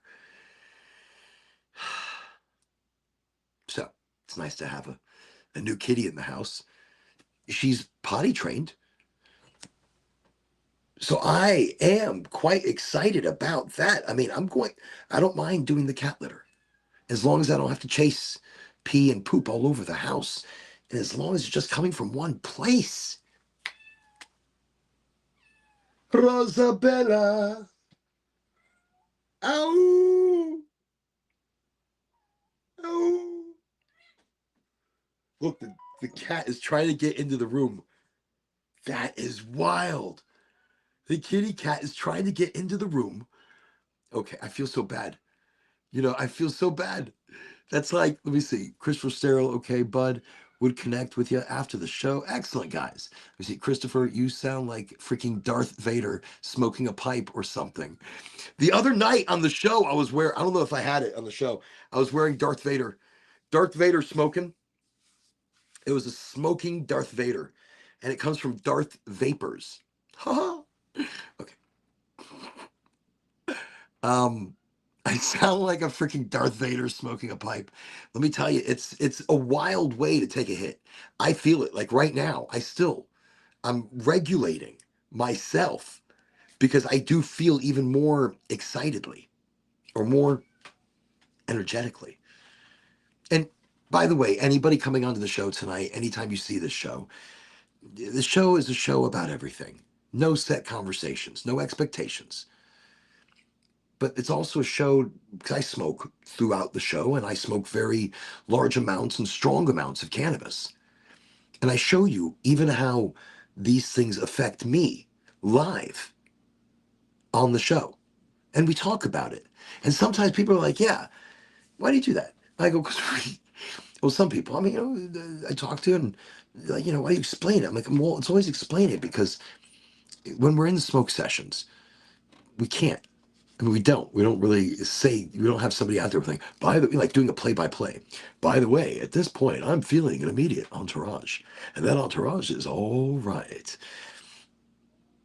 I'm sure people would be looking around in the group like, what the fuck's going on? Like, now I feel a bit of paranoia. A bit of that paranoia setting in only because people are looking at me. They're looking all over the place like I farted or something. I do it for the older crowd that's afraid. I do the show a lot for the older generation and younger, but for everybody, but for an older generation that is afraid of cannabis and they're afraid of its effects. Like, oh, it's going to make you jump off of a balcony. I'm like, I'm afraid of heights. That is some bullshit. And if I'm high, there's no way I'm like on a balcony if I cannot get away with it. Look, I was in Orlando with the family and I did the show on, what was it, on a Friday night. And I did it from a balcony where I was like so many stories high in the air and it was a bit wild. So I was like way up there on this balcony. I am high as a kite. And that balcony, the wind's blowing in, and it was a short show. I want to say it was a Friday night show, and it was just short. It was like short because, it was what it was. Mm. Let me just do this. All right, so now I'm replacing my tropical 7-Up. Ooh, shit. I'm replacing my tropical 7-Up with a Canada Dry Fruit Splash Cherry Ginger Ale. I'm trying to go a little bit lighter on my sodas. Even though it's still freaking soda, it's still full of sugar. It's still just as bad. And just because it's ginger ale doesn't mean it's any better. Oh, it's the bubbles. It has more bubbles. It's like, this is probably going to have the most bubbles, the most bubblicious. I just inhaled those bubbles. That was crazy. I'll give it a moment. Yeah, you're playing it by ear here. It's real time. Life is real time. Very intuitive. Well, thank you. Um, the breathing came through like Darth Vader, like Darth, but it was like exaggerated, like puffing. LOL. You know. Well, thank you very much. Thank you. And did you see what I just did? I just read the fucking LOL. I was like, an LOL. Um, yeah, you're playing it by ear. I do play it by ear. Tonight I had no energy before the show. No energy. Like I was super exhausted. Um, it was a very fast moving, long, hot day. Man, Florida heat like today, the sun felt like it was close though. Like it was super close. Like it was like today we were sun kissed. Uh, just and humid and hot and just hard to move. Anyways, so getting home, trying to put myself together and relax a little bit for the day, which is very hard because I turned a good portion of the day into an admin day, and even still, the heat just debilitated me. So before the show, I was mindless, and I sat there and I'm like, what interesting things can I talk to the group about? What what am I here to say? And the more I thought about it, the less I worried. This is such a weird thing for me because I always want to impress the group with interesting topics or interesting ideas and things for us to talk about. And I think about most of these things all the time. It's wild. I have new ideas, fresh ideas. I explore ideas. I hear about something from somewhere else. I want to bring it here to the show and talk to you about it. And so some of this comes with a hair of preparation. I do prep for the show, um, even though you don't think I do. Even though the perception is that I don't prep, I make it look as though I do not prep. I make it look as though it is effortless. I make this look effortless. Maybe because I just don't give a shit. Maybe because I just don't care what anybody thinks. And in that, I can do this authentically. I could just come at you and just talk about shit. And if I start running out of things, I'm like, okay, it's been a great night. Bye. If my brain just kind of shuts down and says, okay, there's really nothing else to talk about, say good night. And I'll sit there and stare at the camera and just be like, uh, good night? No, not yet though. I'm good. I mean, maybe I'm not good. I don't know. It could just, it's an unfiltered view of me in person.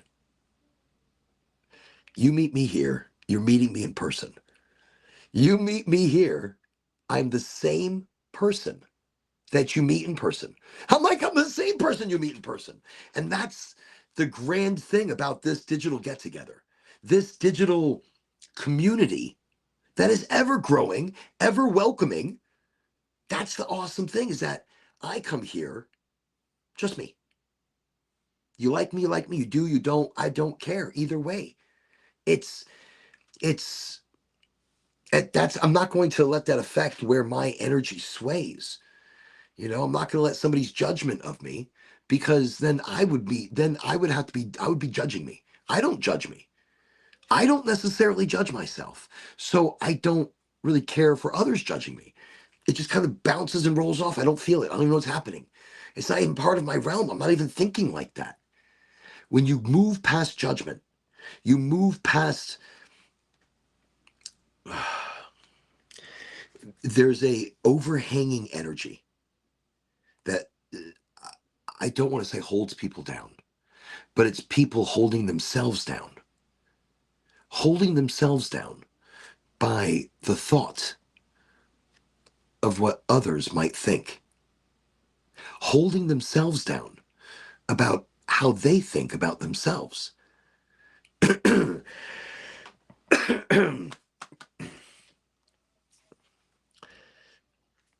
I stopped thinking about it. I stopped judging myself, and I stopped giving a shit if anybody judges me. Completely stopped. Did I do it like all at once? No. It it took a few tries. It took a few tries. There was a lot of disappointment. There was a lot of me just what the fuck? And and and then as soon as I dropped that, it just made sense. I was like, okay, I just don't care. I don't care. I don't care what people think. I am the truest energy that I'm going to be. And all I promote is kindness, not violence. Kindness, understanding. Have a heart. That is it. You don't have to be nice to be kind. You don't have to be a pushover to be kind. Stop apologizing for everything. Sorry, not sorry. Not sorry. And that's me on the show and in person. That's what the show is. It's a doorway for others to have that opportunity to be no mask. No mask, no imitation, no nothing. Just you. Just the truest, most beautiful energy that you can be. And it's not something you have to try for. It just happens. You just be. You just be. You laugh when you laugh. You cry when you cry. You sing when you want to sing. And I know it's torturous a bit for the crowd. I know. I mean, it is what it is. What are you going to do? You're here. A little bit of singing never did you wrong. I don't even know what I'm singing. I don't even know where it comes from. Okay. All right. Smells nice. Those dabs really got me. Ooh, cranberry cherry. That's really what I taste. That's delicious. A little more tart. A little tarty tart. A little tarty tart. I don't know what we were talking about, but we're going to jump back into it. I really quickly wanted to talk about some natural health. I'm going to show you something tonight. I'm going to do it right here in front of you. This is oil of oregano. Look, oil of oregano, not the essential oil, not the essential oil. Again, I'm reminding you, do not take the essential oil. All right? Do not. But the oil of oregano, fantastic. And I'll tell you why. This is to jumpstart the mitochondria, to jumpstart your immunity. This is to, look, it's cannabis and the combination, cannabis and everything together. Not just cannabis on its own, even though it's absolutely amazing, but it's the combination that does things. Fantastico. Fantastico. Wait. If you ever need an oddball guest, you seem fun. Oh, thank you, AC Moon Cameron. Welcome to everybody all together. Highly motivated. Welcome to the show. It's an absolute honor. On the Linky Winkies, on LinkedIn, what a fantastic platform for this show to broadcast. Why? Because it's a show about everything and nothing. No expectations. No, I was gonna be like, no, like no expectations. No, I don't know. No pre-planned. We become what the night becomes. We become what the energy becomes. And tonight, a Friday siesta, a session of sessions. Not only do we smoke together, we sing together. I don't know, we're not singing, maybe we're not singing together. Okay. But AC Moon, it would be an absolute pleasure. Please send me a direct message. Let me know your availabilities. We broadcast Friday, Sunday, and Wednesday, 3 times a week, every single week, for like the last, I want to say it's been a while. For the last, it's been a while, like a year and a half. A year and a half, solid 3 times a week. Would it be? It would be. Maybe it would be. Maybe not so solid. I don't know. Sometimes we miss a day here and there. Life is tough. It's hard for me to, we broadcast from hotels, from airports, from wherever, but we broadcast because this is a digital smoke session. This is a digital get together. That's what this is. This is everybody getting together on that big giant couch in somebody's house and laughing and singing and everybody becoming best friends immediately. Well, that's the energy. Can you hear the cat? Isn't it beautiful? So that's the new cat. That's Rosabella. Rosabella. Okay. If you ever need an oddball guest, but yes, I love oddball guests, especially those that know so much about cannabis. So AC Moon on LinkedIn, absolutely check it out. Check it out because great bloody information over there. Fantastico. And that's what this show is. Great information rolled into a smoke session. So it's cannabis education, it's cannabis excitement, cannabis enthusiasm, cannabis and the combination of things. So what am I talking about combination? Really quickly, oil of oregano. It's, look, don't get the essential oil. And I let people know that this is spicy. This is like you had a mouth full of horseradish. So what I'm going to do live on the show to reinvigorate the system, I'm going to do like 3 drops. 3 drops. And that's, I mean, look, I practice as I preach. If I talk about it, I'm going to show it. Just 3 drops. You don't want to do this more than 10 days in a row. That's it. And then give yourself like a week, you don't do it. But 10 days in a row, every day in the beginning of the day and at the end of the day. And this would be considered, more the end of the day. Okay. 3 drops, but I'm going to show you what I'm going to do because if not, it's crazy sauce. Here we go. I think I did more than 3 drops. Oh shit. I feel like I did more than 3. All right. You put it on your tongue, you move it around. Now, it's going to get really crazy, like very powerful, very strong. Oh, but you want to breathe that in. Don't be afraid of that. Oh, that's oil of oregano. That's a lot. That's a lot. Oh, that's a lot more than 3 drops. Wow. Once this starts getting to your throat, it's going to be very burny. You want to drink soda because that breaks up the oil. I know soda's not good, but give me a moment. Mm-hmm. Do a little swish. You want to break up the oil. Oil of oregano doesn't really disappear. It stays. That was powerful. Holy shit. It's been a while since I did a couple of drops, and that was more than 3 or 4. Wow.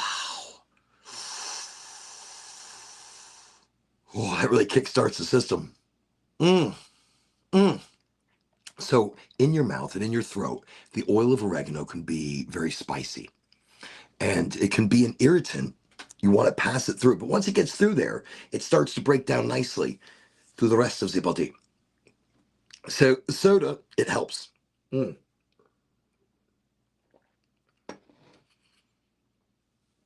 ginger ale doesn't seem to help very much. It doesn't seem to be like the most helpy. Wow. Oh, give me a moment. Oh, that was something else. Okay. So we're back. It's cannabis, and it does make great salad dressing, but it also does incredible things for the gut flora. It does incredible things for the bloodstream, and it really cleans you out and just kind of resets the body. It resets the immunities of the body, or it helps in combination. So that's what the show is, y'all. That is the vibe.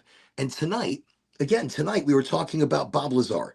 The topic du jour, the micro topic that we started talking about like an hour ago, maybe more. And we've been talking around that. And so my whole thought process went beyond Bob Lazar. My thought process went back to spiritual ancient religions that were talking about the same thing, like the Sumerians, the Egyptians, the in Mesopotamia, and even talks of it in the Kabbalah, in esoteric. Where was it? We'll get back to it. Gnostics, early Christianity, the prison of flesh. The correlation of that, humans are containers for a divine spark. Our existential forever is in the soul, not in the container. And that got me thinking even deeper. And where did this talk come from? Where's the correlation with ancient religions and the body as a container? That's what the aliens say. Oh, thank God I smoke. Let me smoke. This is like too deep right now. I never finished it. Oh, It's fantastic. Excited to light it back up.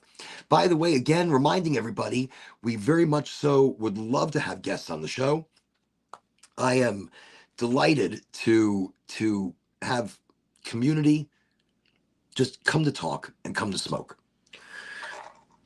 And occasionally things like, oh, that oregano oil is amazing. I feel something really good as it's digesting in now. It's past that point of burning. The flavor is still there.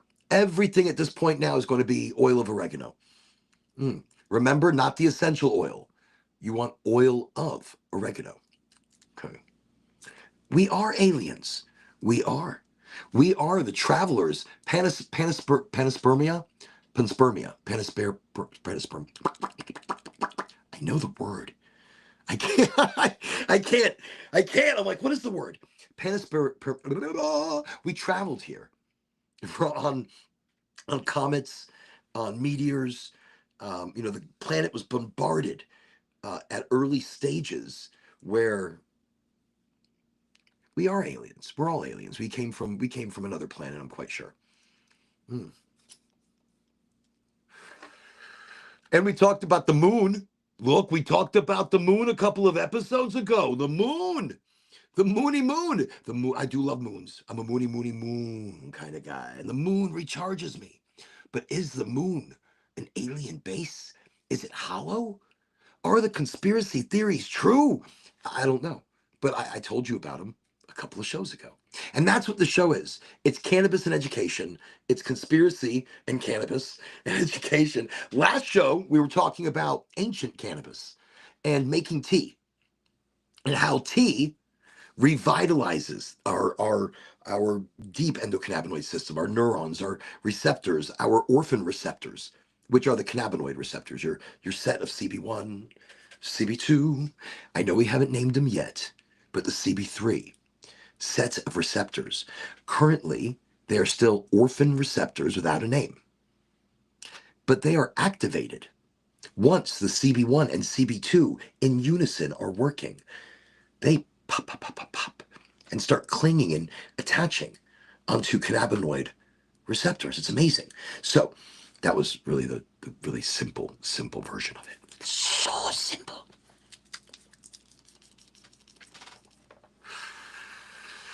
I do like that. We are aliens, and we are. Listen, I'm telling you, abso-flippin-lutely. I believe it. I believe through multiple timelines, possibly, we could be ourselves, and the aliens that we see are us. And the reason we can't exactly take great pictures of them because they're not in our physical realm. They're in an interdimensional realm, a multi-dimensional realm. It gets really wild. It gets really quantumly. You start looking at it, and you're just blowing your own mind. And you do because, it's you start to think, well, it's beyond thought, but it's not because it's in your thought. You understand it. Generally. Moving on. Star seeds in the form of mushrooms eaten by primates, causing spontaneous evolution. So I believe, and I believe there's a nudge. I believe there's a nudge. I believe there's influence. It takes that and then education. It takes that and then bringing others into the tribe of thoughts and understanding and consciousness in its true form. Yes, mushrooms are an amazing thing. Everybody on the show, you know how I feel about some mushrooms. The Oreganji does love his mushrooms. I love them in chocolate. I love it in chocolate. Chocolata. A little bit of a chocolata is very nice. You put a little bit of a lion's mane, you put a little bit of a psilocybin, you put a little bit of a this and a little bit of a that, because that way other mushrooms are activating other parts of the body. You do a little bit of lemon teching first, so you lemon tech that, okay. And you grind it all together, and then you put it into like a beautiful chocolata. Beautiful chocolata. The sugars are going to help it get into the bloodstream. And because you're lemon teching it, you're going to feel a more initial fantasticness, but it just won't go on forever. The lemon teching, we talked about this on the last show, actually. The mushrooms are back in my mind again. Maybe it's my spontaneous evolution. It's our spontaneous evolution. That's what the show is. It is our wake up call. That's why the micro topics we talk about are wake up calls to the mind, to possibilities, to future technologies, to suppress technology. And we've been talking a lot about suppressed technology. Again, reminding you, Saturday, which I'm pretty sure is tomorrow, I'm getting in the first part of my Rife machine. Royal Raymond Rife, look him up, amazing individual, created the international microscope. So he was already an acclaimed scientist and inventor and creator and futurist. And the device he created in the 40s was acclaimed to end all disease. And that was the frequency plasma generator, or the Rife generator, or the Rife frequency, whatever. They had a lot of names. So, anyways, I've got some of that things coming in. Tomorrow's show, not tomorrow, Sunday's show will be about the frequency generator and how we can use it to help heal the body in combination. And my big question was, is there a frequency that will change my high or make me higher or more meditative, more thought induced? I don't know. Very exciting stuff.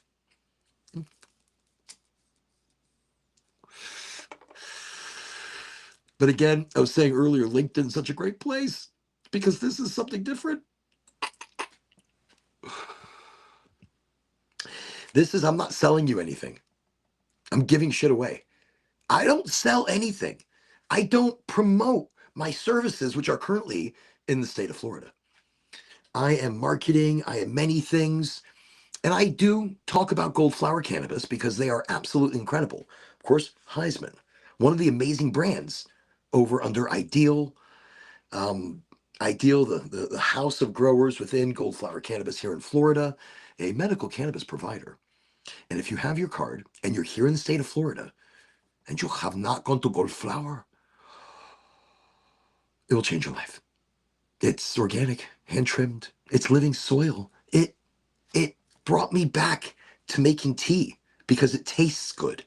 I eat it raw for the CBDA, or you don't get CBGA until you partially decarbox. So doing a partial decarboxylation. And then you make a tea. Lots of honey, no sugar. Mm. We talk about it. We did. I don't know what the fuck I'm talking about right now. So again, everybody, welcome to the show. Wait, Sergey, yo, I am literally outside watching this crazy moon in Colorado. Is it a crazy moon? I feel crazy energy tonight. I do feel, ooh, the energy. Look, I said energy, and there was like a spike. Oh, shit, phone's gonna die. No.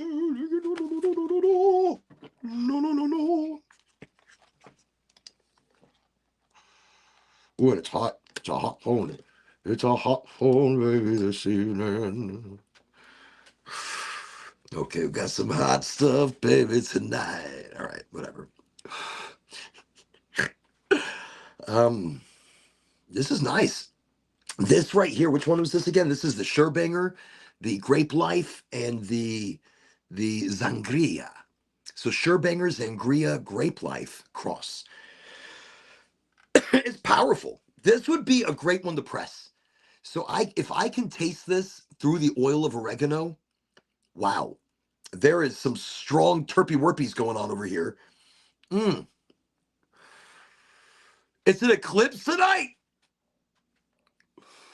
Is this why I've been feeling like super weird all day? No, wait. We're eclipsing? Wait, what? When? Did it already happen? Shit, I'm always missing these damn eclipses. Wait. Let me just get over here really quickly.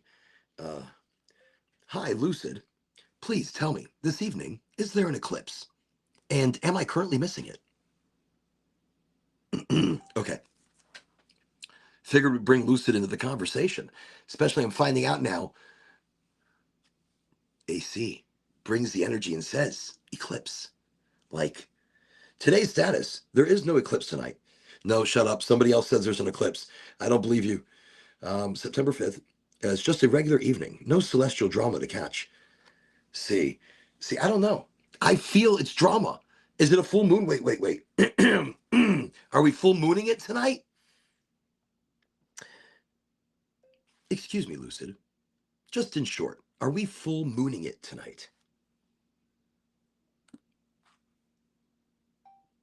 No, I don't know what I just did. I pressed too many buttons. I start pressing things and then I'm like, damn it, just gonna take me out somewhere else. Short answer, no.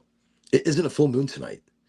Okay, the moon is in waxing gibbous phase, meaning it's nearly full, but not quite there yet. About 94 to 95%. That feels pretty full to me. I mean, it's the same energy, pretty much, as a full moon. Just, okay. It's hot in here. This room has gotten hotter. I've got more plants. So they do clean the air. I've got spider plants. Anytime you have a place in your house, you feel stuffy, put a spider plant.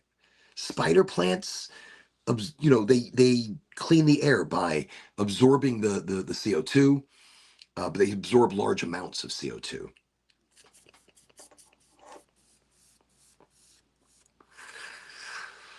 They seem to thrive in here.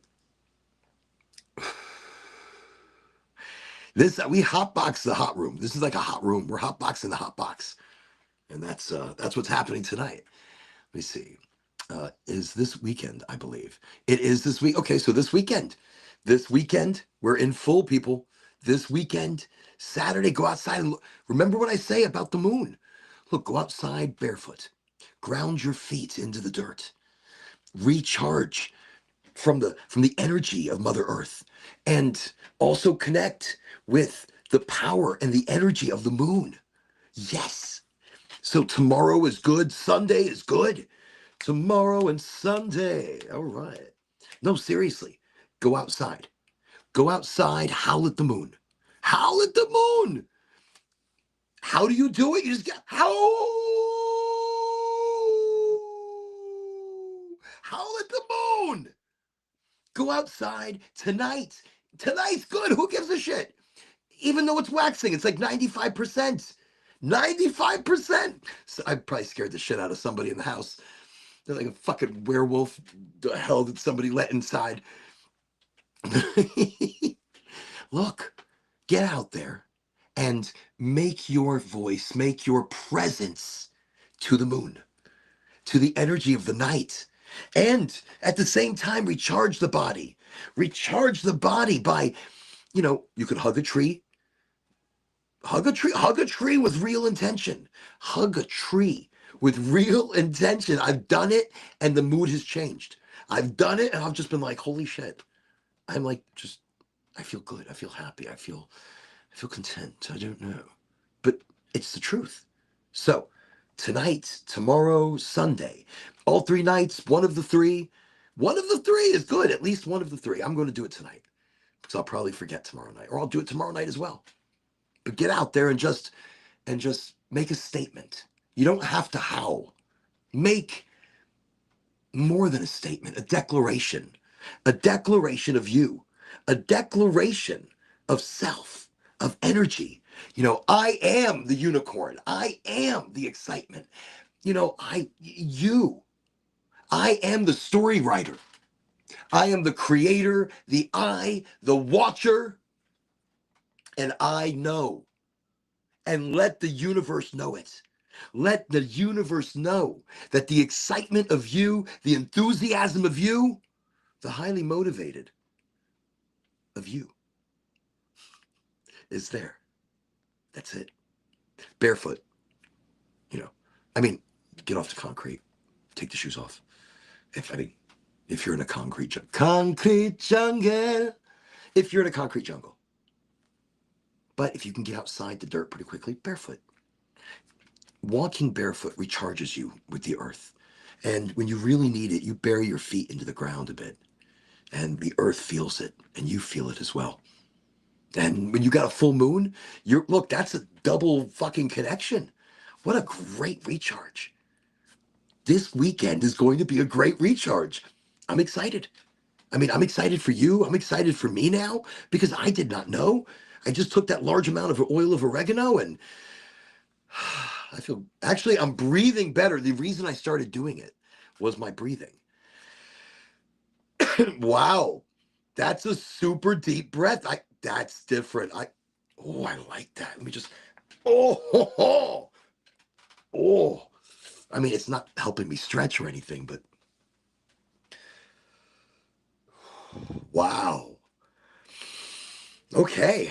That is really fantastic. Oil of oregano. That was a good read. I was feeling, look, I'm telling you, before the show, super low energy. I mean, as comparatively to what I would be at super low energy, super low energy.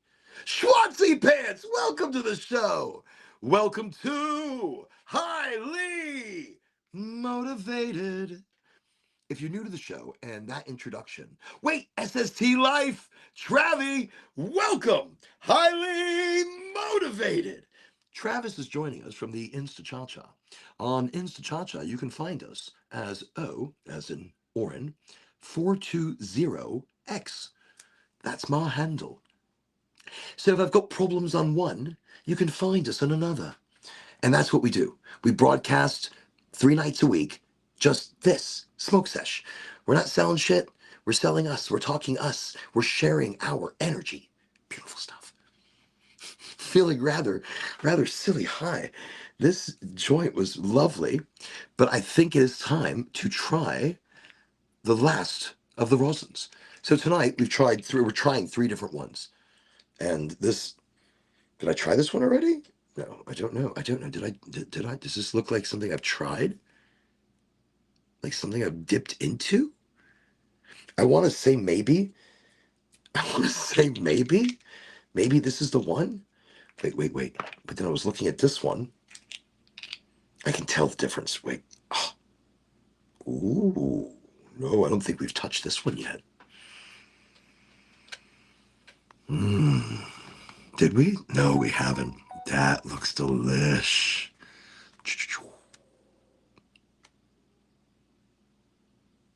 Okay, we haven't gotten into this one yet. We have not gotten into the.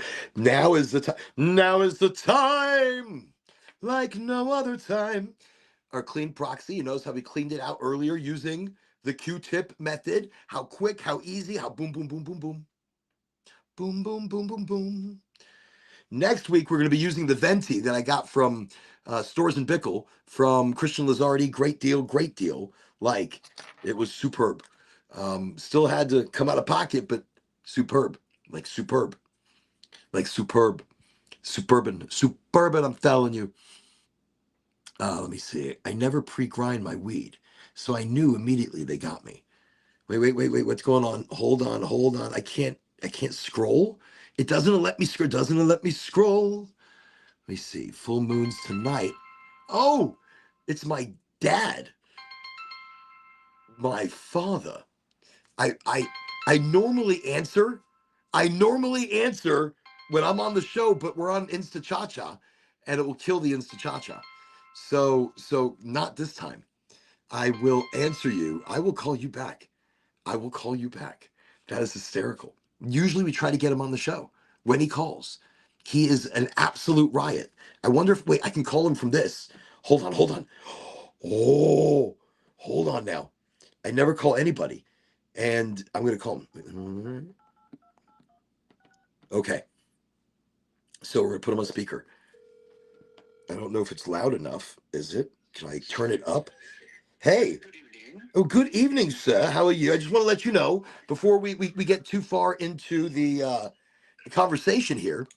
So you called during the show. Oh, I wondered if I did. I just wondered. Well, so I called you just now from my Apple, which I rarely use, and I'm surprised you answered because I don't even know the phone number.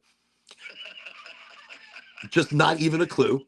And oh, wait, our Lightsy, welcome, highly motivated. Welcome to the show. 1 second, my dad's here. He called, and I was like, you know something? He can't get away like that. If he's going to call, he's on the show. So tonight, everybody, welcome my father to Highly Motivated, and welcome, sir. I was highly motivated at one point in my life. At one point, you know something? I remember an Eric Clapton concert up in the nosebleed, being very highly motivated. Was that good? That was awesome. Absolutely incredible. only to be beaten by Joe Cocker playing with. Let me see, who was his other group that he played with, and they played all night. I'll get that for you. But Joe Cocker, he was doing well. This was the other group where they flew to Wisconsin and died in a helicopter crash. The whole group, the whole team. Who was that? It seems like there's a lot. Journey, or there was a few. No. It was an individual, but the band, and then he had a son. His son is doing the running around now. I will come back to that later. However, the reason I called you, and it's so important, is that the jackpot now, the power jackpot, is $1.8 billion. That's crazy. People, you hear that? The Powerball jackpot is 1.8 billion. 1.8 billion, almost 2 billion. What the? Shut up. Shut up. You're going to take $1 billion home after all is said and done, and the government pokes you every way they can. $1 billion. It costs you $5 to have a line, but I think that $5 is well invested. Go get a ticket tomorrow, people. Everybody. Look, you get up. When's the drawing? Tomorrow? Yes. Shut up, everybody. Get a ticket tomorrow. Listen, even if you don't feel lucky, feel lucky. You are lucky because you found this show. You are lucky because you found this episode. You are lucky because you get to hear my father. Very rarely does he come to this show, and every time he does, somehow he ends up talking shit. And in what? Sometimes metaphorically, sometimes, quite verbally. But we are honored to have him here. So now that you are honored to hear him this evening, go get a lottery ticket. He told you, he's telling you all, $1.8 billion. And it's inconceivable to even figure that amount of money. It is just totally impossible to spend that. If you had the 1.8 billion, you could go crazy every day of the rest of your life and still not spend all that money. Something, the excitement of winning it alone would be insane. And then how much can you give away and how fast? Well, first of all, if you take the cash option, you could get paid over 30 years. But hypothetically, if you take the cash option, you lose at least half. Do they still give you the option? They don't give me options. Here in Florida, when and I ask them, I go, can I get the cash option? And the guy looks at me and he's like, the cash option? Like, the cash option? He goes, I don't know what you're talking about. Like, what do you mean you don't know what I'm talking about? It's got to be an option over there. It's got to be a button. I don't see any buttons. No, the Powerball is a cash option or 30 years. Okay. So you choose when you win. Yes. And you lose half. So, hello, you've still got $900 million. I mean, that's an awful lot of money. It's an awful lot of money. Everybody, you see the possibility of this? What could you even fathom? What $900 million spendable would feel like? Yes. I can't even, it doesn't even come to mind. It doesn't compute. Right. It's not about buying anything. It's just an insane amount of money. That's all. Unfortunately, you would find how many relatives you have, because I would figure at that point, there'd be 300 people saying they know you and you are a relative. That would be wild. People you've never heard from before, cousins of cousins of cousins. And, but when you have that much money, you could give $1 million to 900 people and still not be broke. Correct. And that's a lot of people. I'm just letting you know you could. You have to hide, because they will come and they will try to get money out of you under all sorts of pretexts, including sob stories. But I know you and you can help me out. I need this. But it's too much. You would have a nervous breakdown to even conceive that. I'm having a nervous breakdown right now just conceiving that. I was so jazzed. A moment ago, you just said inconceivable. You're like, inconceivable. Absolutely inconceivable. It reminded me of The Princess Bride. Do you you remember this movie? the comedian, the balding comedian with the big Andre the Giant, and he kept saying inconceivable, absolutely inconceivable. Uh, Yes. the five-fingered man. I am looking for a man who has five fingers. Or five, yeah, it was no, not five fingers, two thumbs. I don't know, six-fingered, the six-fingered man. Well, actually, you only have four fingers per thumb. So if you're looking for five fingers, that is a little different, doesn't it? It is a bit different, sir. It is. Yes. So you caught me. I'm taking a dab. Now, my dad has no idea what a dab is. So a dab is so I take a big concentrate. A concentrate is the concentrated rosin batter that Right. that cannabis, that you can form from the crystallization or the hash. Let's call it hash, or a form of, or the process towards it. So I take a little piece, a little chunk, and I put it in my Sherlock Holmes pipe, and so I fire it up, and I'm going to be taking a live hit here on the show. Could you conceivably put that dab on the end of your tongue and let it dissolve, or it won't do that? Well, no, you don't want to put that concentrate you don't want to put on the end of your tongue because it's already an extracted formula. It will work. It'll work but not at its full capacity. Okay. That's interesting, but no, it won't taste incredibly well. All right. Good. Anyway, son, I just wanted to pass those words to you. I appreciate that. I'm excited. Look, my dad sent me. He was calling the other day because THC in Texas is now the bill got knocked down. The rules didn't pass through the Senate. They didn't have time. They only meet every other year. So by it not passing this year, the next time it can even be discussed is in 2027. And they'll bring it up again. Of course they will. However, the way it works there, it gets through the House, goes to the Senate in Texas, and by the time they mess with it, it more than likely will not get passed again. It is so lovely to see how it works. Well, and it really is. And so everybody got scared, and the whole industry for THCA and THC products in Texas was pretty much in turmoil. Yes. So they now have a 2-year reprieve, which is fantastic.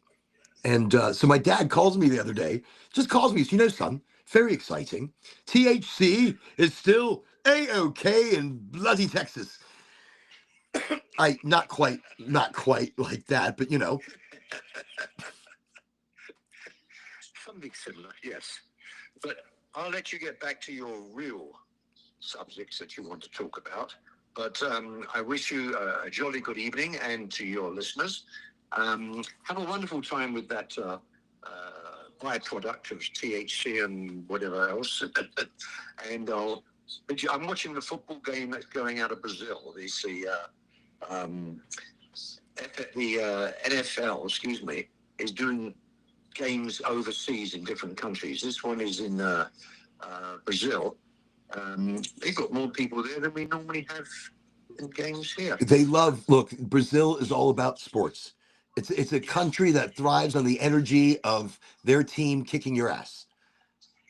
Yes. They love Brazil. They're very passionate, and they play passionately. I think that's something that our American NFL, if they're playing, even if it's a sport that they don't normally do, but they do.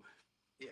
The NFL actually, well, they do a lot of flag football in Brazil, but the NFL is showing everybody down there how it's played in America, and there is some purpose to this because they play over in Europe and in England and in Germany, especially places like that. They hopefully could have a European division of the NFL football, because it's only a 6 to 8 hour flight from Europe to the States. So if you're playing a game once a week, there's no big deal about whether you fly from London to New York to play or whether you fly from San Francisco to Chicago to play. Yeah, Difference. no difference at all. No bloody difference whatsoever. fucking flying from this bloody country to that bloody country. Who gives a shit? No. All right. I will stop at this point. No, I love you, Pops. It's always fantastic to have you here on Highly Motivated. Everybody, this is my father, the Big Pete, the Big Pickle, the Pete himself, or the Pickled Pete, or Pete the Pickle, or I don't even know how the pickle got in there, but whatever. Hey, Pete, it is a pleasure, Dad, to have you on the show. Peter had a pickled pepper on the beach, and I won't know anymore that he pickled a pepper the pickle. Anyway, okay. Goodbye, son. Love you. Love you too. Have a great night. Enjoy your football. Your football. Enjoy it. Enjoy it. Okay, bye. Okay, bye. Okay. So I always tell him, look, he doesn't necessarily want to be on the show, but I always say, I go, look, if you call me, I'm putting you on the show. That's what this is. Never not take a call from your parent. I mean, you never know what's going on. And you definitely make, so one night I got really nervous. I don't know. I don't normally hear from him at certain times, or I don't, it's when he called about the THC, and he goes, son, bloody good news, son. So Texas did not sign the bill, and THC is going to be A-OK in Texas. I don't know, it was so funny. I know I'm not saying it right, but he was really hysterical. And I was like, Dad, all of this coming from a guy who condemned me for getting high, who said I would be nothing. And he goes, and I'm like, and what if you, are you a bloody doctor? I'm like, no. He goes, okay, well, you're better than a doctor. You're more understanding. I'm like, oh my God, what the fuck happened to you? This coming from an Englishman that was very prim, very proper. And he said, it's illegal because America says it's illegal. When they say it's legal, then I'll pay attention and say, okay. But until then, bloody hell, don't want it smoked here at the house. I'm like, you got it. I'm not going to smoke it here until you get in your car and leave for work. And then I'm going to smoke as much as I can until you get back, or at least 30 minutes. And then I'm going to use air fresheners. We're going to make sure that this place smells great. No, actually, I lived in the back of the house and nobody fucking knew. I was like the Pauly Shore. I was like the Pauly Shore guy in that movie. What is that movie? Oh my God. Is it Pauly Shore? And if it isn't, it should be, because he's like perfect for the role. It was like a neighbor that wouldn't leave. It was like a neighbor that would not leave. And it wasn't a neighbor. It was like a roommate, but not a roommate. A guy that was renting a garage apartment in the back. It's this movie. It's got to be Pauly Shore. And I hear the doggies out there. Oh, they're getting quite excited. If the moon is out like this, no wonder the dogs are getting excited. Can't remember what it was, but growing up, that's how I was. And I very rarely did anybody ever come back and check on me. And if they did, they'd walk in. I'm playing games. I'm eating. I was very lazy and lethargic. My life did not take the energetic route it takes now until I learned cannabis properly, until I learned how to use sativas as my go, go, go, go, go, go, go. Hey, Gavin, I see you're back, Gavin. Welcome. Let me see. Can I do podcasts with you? Absolutely. You sure can. I like it. He's over here. I'm high. I'm high. Look, my dad gets on the show. I'm like, look, I'm high. Um, Definitely. Look, send me a DM through uh, through messaging stuff, or text me. Let me get you the link. We'll set up a good time to do it. Sundays are great. Sundays are a great day. This Sunday is going to be weird. This Sunday is we're getting deep into frequency healing. Frequency healing.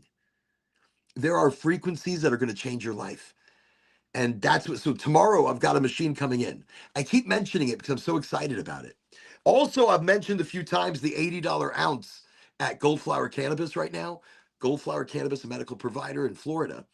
$80 ounces. Shut up. That's insane. That's like $10 an eighth. And they're amazing. I've been smoking, oh, look, the Sherbangers, Sangria, Grape Life. That's the one I just put down. Of course, I did take 3 very large hits out of 3 different concentrates tonight. So I am feeling a little higher than usual. Just just a little bit higher. But the smoke has been incredible and it's been smooth. It's been lovely. And it's been shaping really nicely those large amount of concentrates that I've taken. Plus, I just did a huge thing of oil of oregano. Don't get the essential oil. Oil of oregano, not the essential. The essential shit can kill you.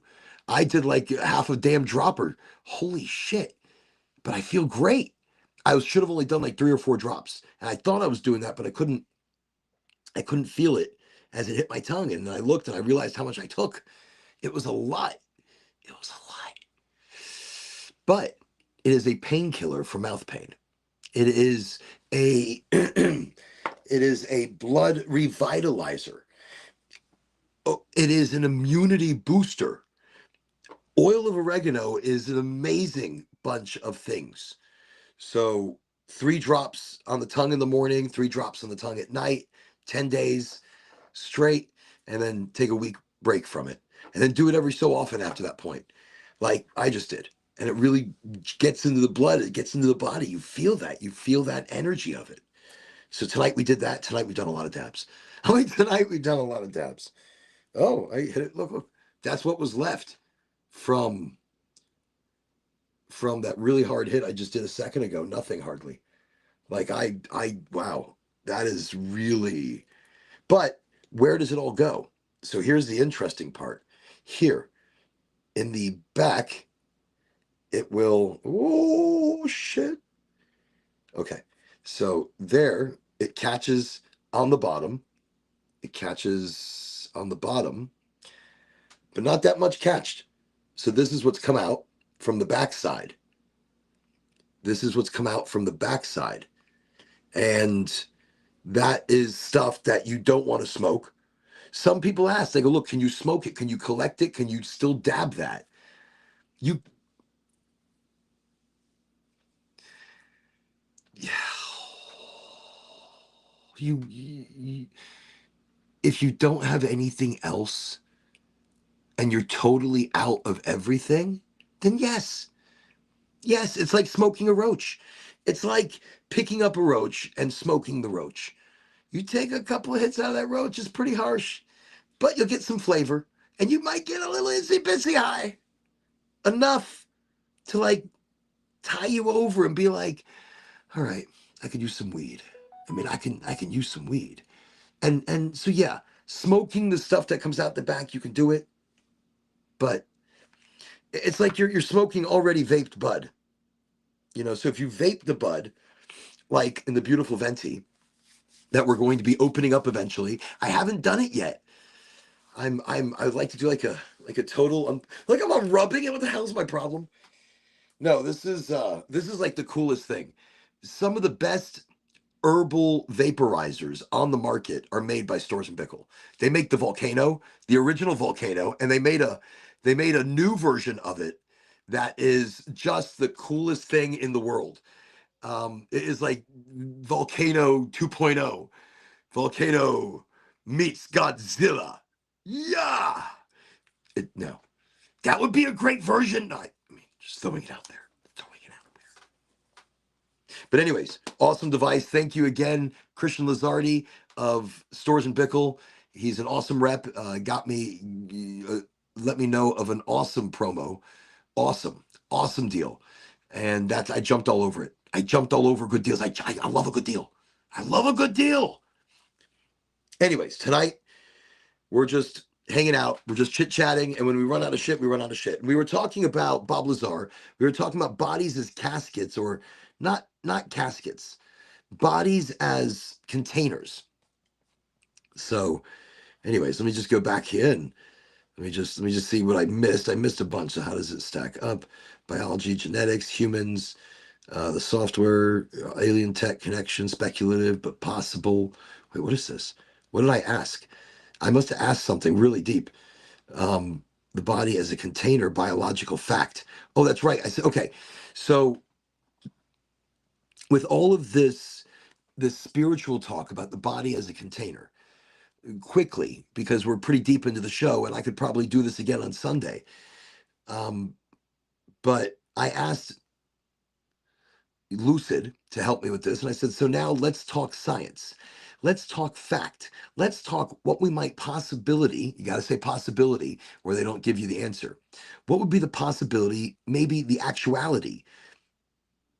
So, how does any of this line up or stack up to what we know that is fact, that is scientific, that is medical, that is real?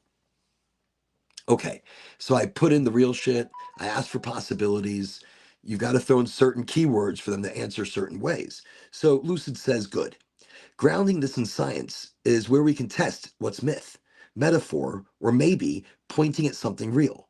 Let's look at how Lazar's container idea stacks up against what's known today in neuroscience, physics, biology, and consciousness studies. The body as a container, the biological fact. So, the biology, at a basic level, our bodies are containers. Cells are membrane bound containers. DNA is stored in the the nucleus. The brain is an electrochemical network inside the skull.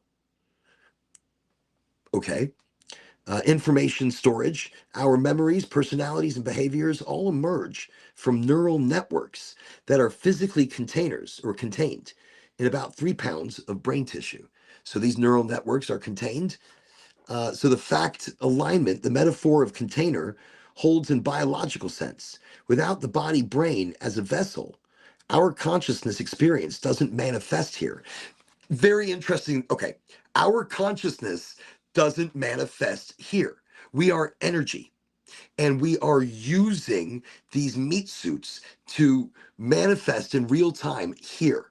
So we need this body, this connectedness. Wild stuff. So the consciousness container versus the content. So, hard problem of consciousness.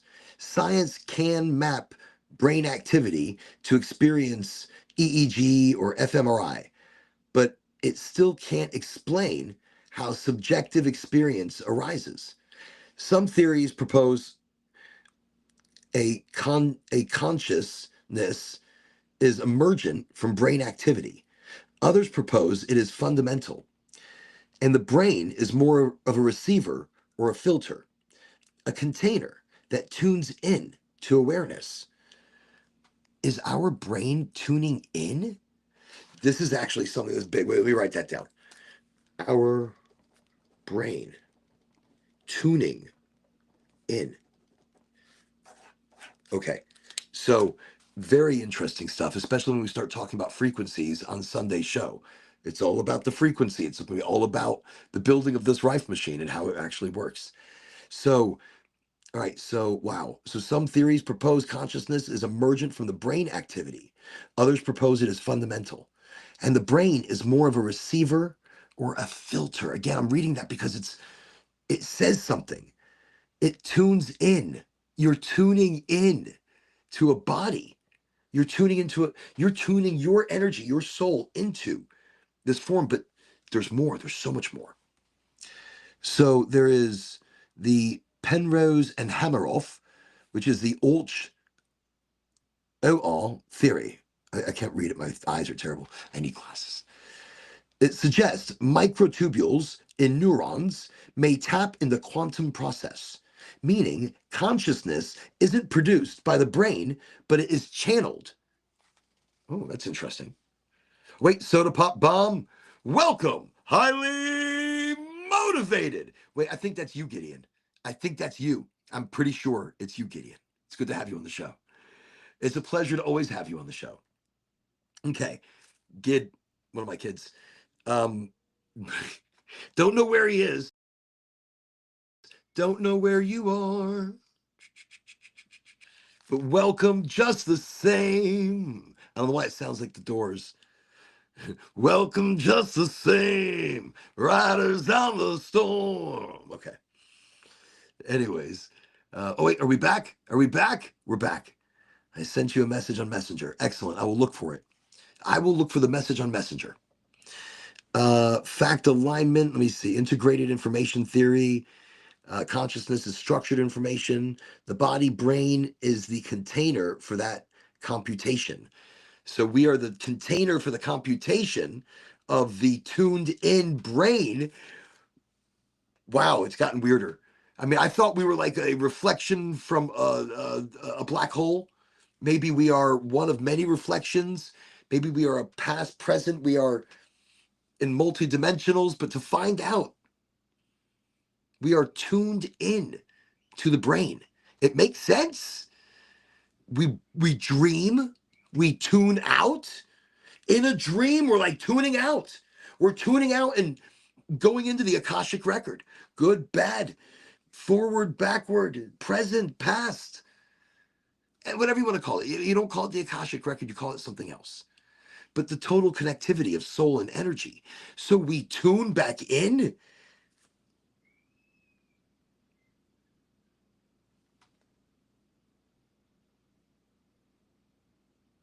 Okay. So yeah, that's tonight. This was part of our conversation. That's kind of how deep I started taking it.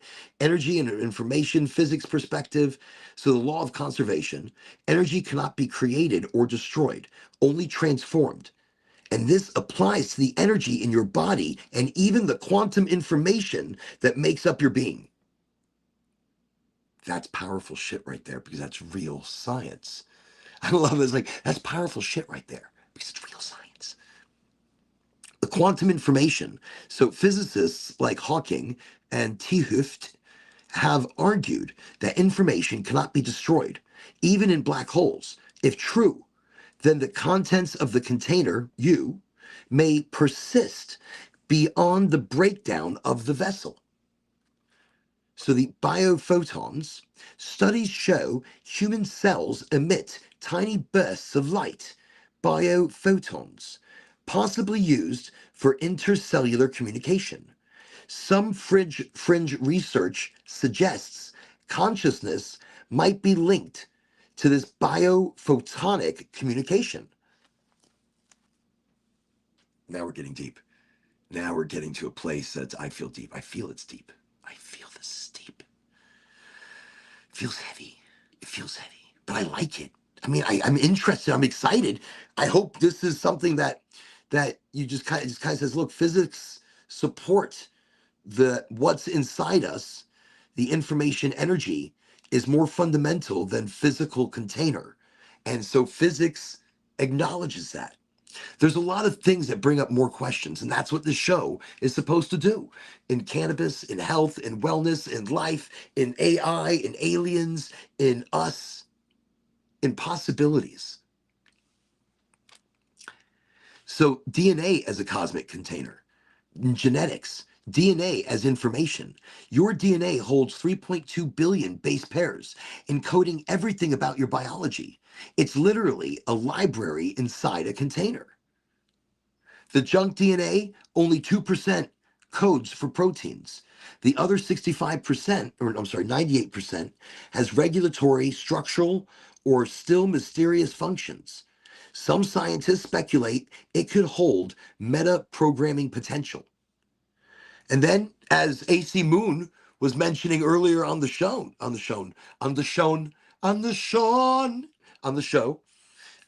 panspermia hypothesis. Some mainstream researchers, Crick and Hoyle, suggested DNA may have been seeded from elsewhere in the cosmos. So if so, our containers might have been designed to carry alien information. And so the idea of humans as DNA containers matches well with the known science. So we are vessels of genetic memory. So many different correlations to the vessel and the vessel that we carry.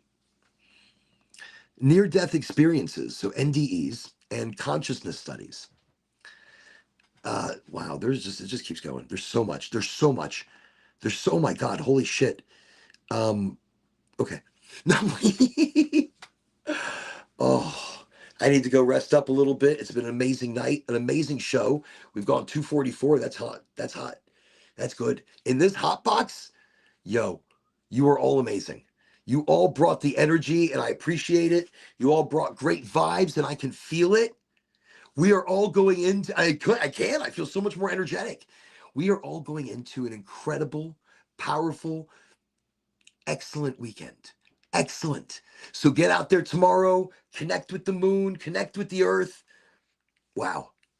Wow. Okay. Thank you. Thank you. Thank you. And thank you. Thank you for bringing you. Thank you for just being you. Remember, the world is not easy. So be strong and be powerful. Be everything. Be everything. Don't let anything hold you back. Because remember, you are creating it as you go. You are manifesting it as you go. You are realizing it. You are the creator. You are the I. You are watching it and then changing it. It's you. You are the everything. So over here, and everybody stay highly motivated. Probably woke up somebody in the house and they're like, oh, shut up, Warren. It's okay though. I'll go right back to sleep. Like that. Like it didn't even happen. You're all amazing. And thank you again for coming to the show. Thank you for bringing your power, your energy, I said it. I said it. You're the unicorn. So be the unicorn. Have a unicorn kind of weekend. Yes. Metaphysically, powerfully, energetically, highly motivated. You're going to see us again on Sunday. It's going to be the show about energy. It's going to be the show of frequency. The show of frequency. There's no songs that go with that. We are the world. Okay. We are the children. We are the ones who make a brighter day. Let's start living. There's a choice we're making. I can never hit these notes. I do love that song. I don't know why. It resonates somewhere in me. We're saving our own lives. It's true. We make a brighter day. Just you and me. That's highly motivated.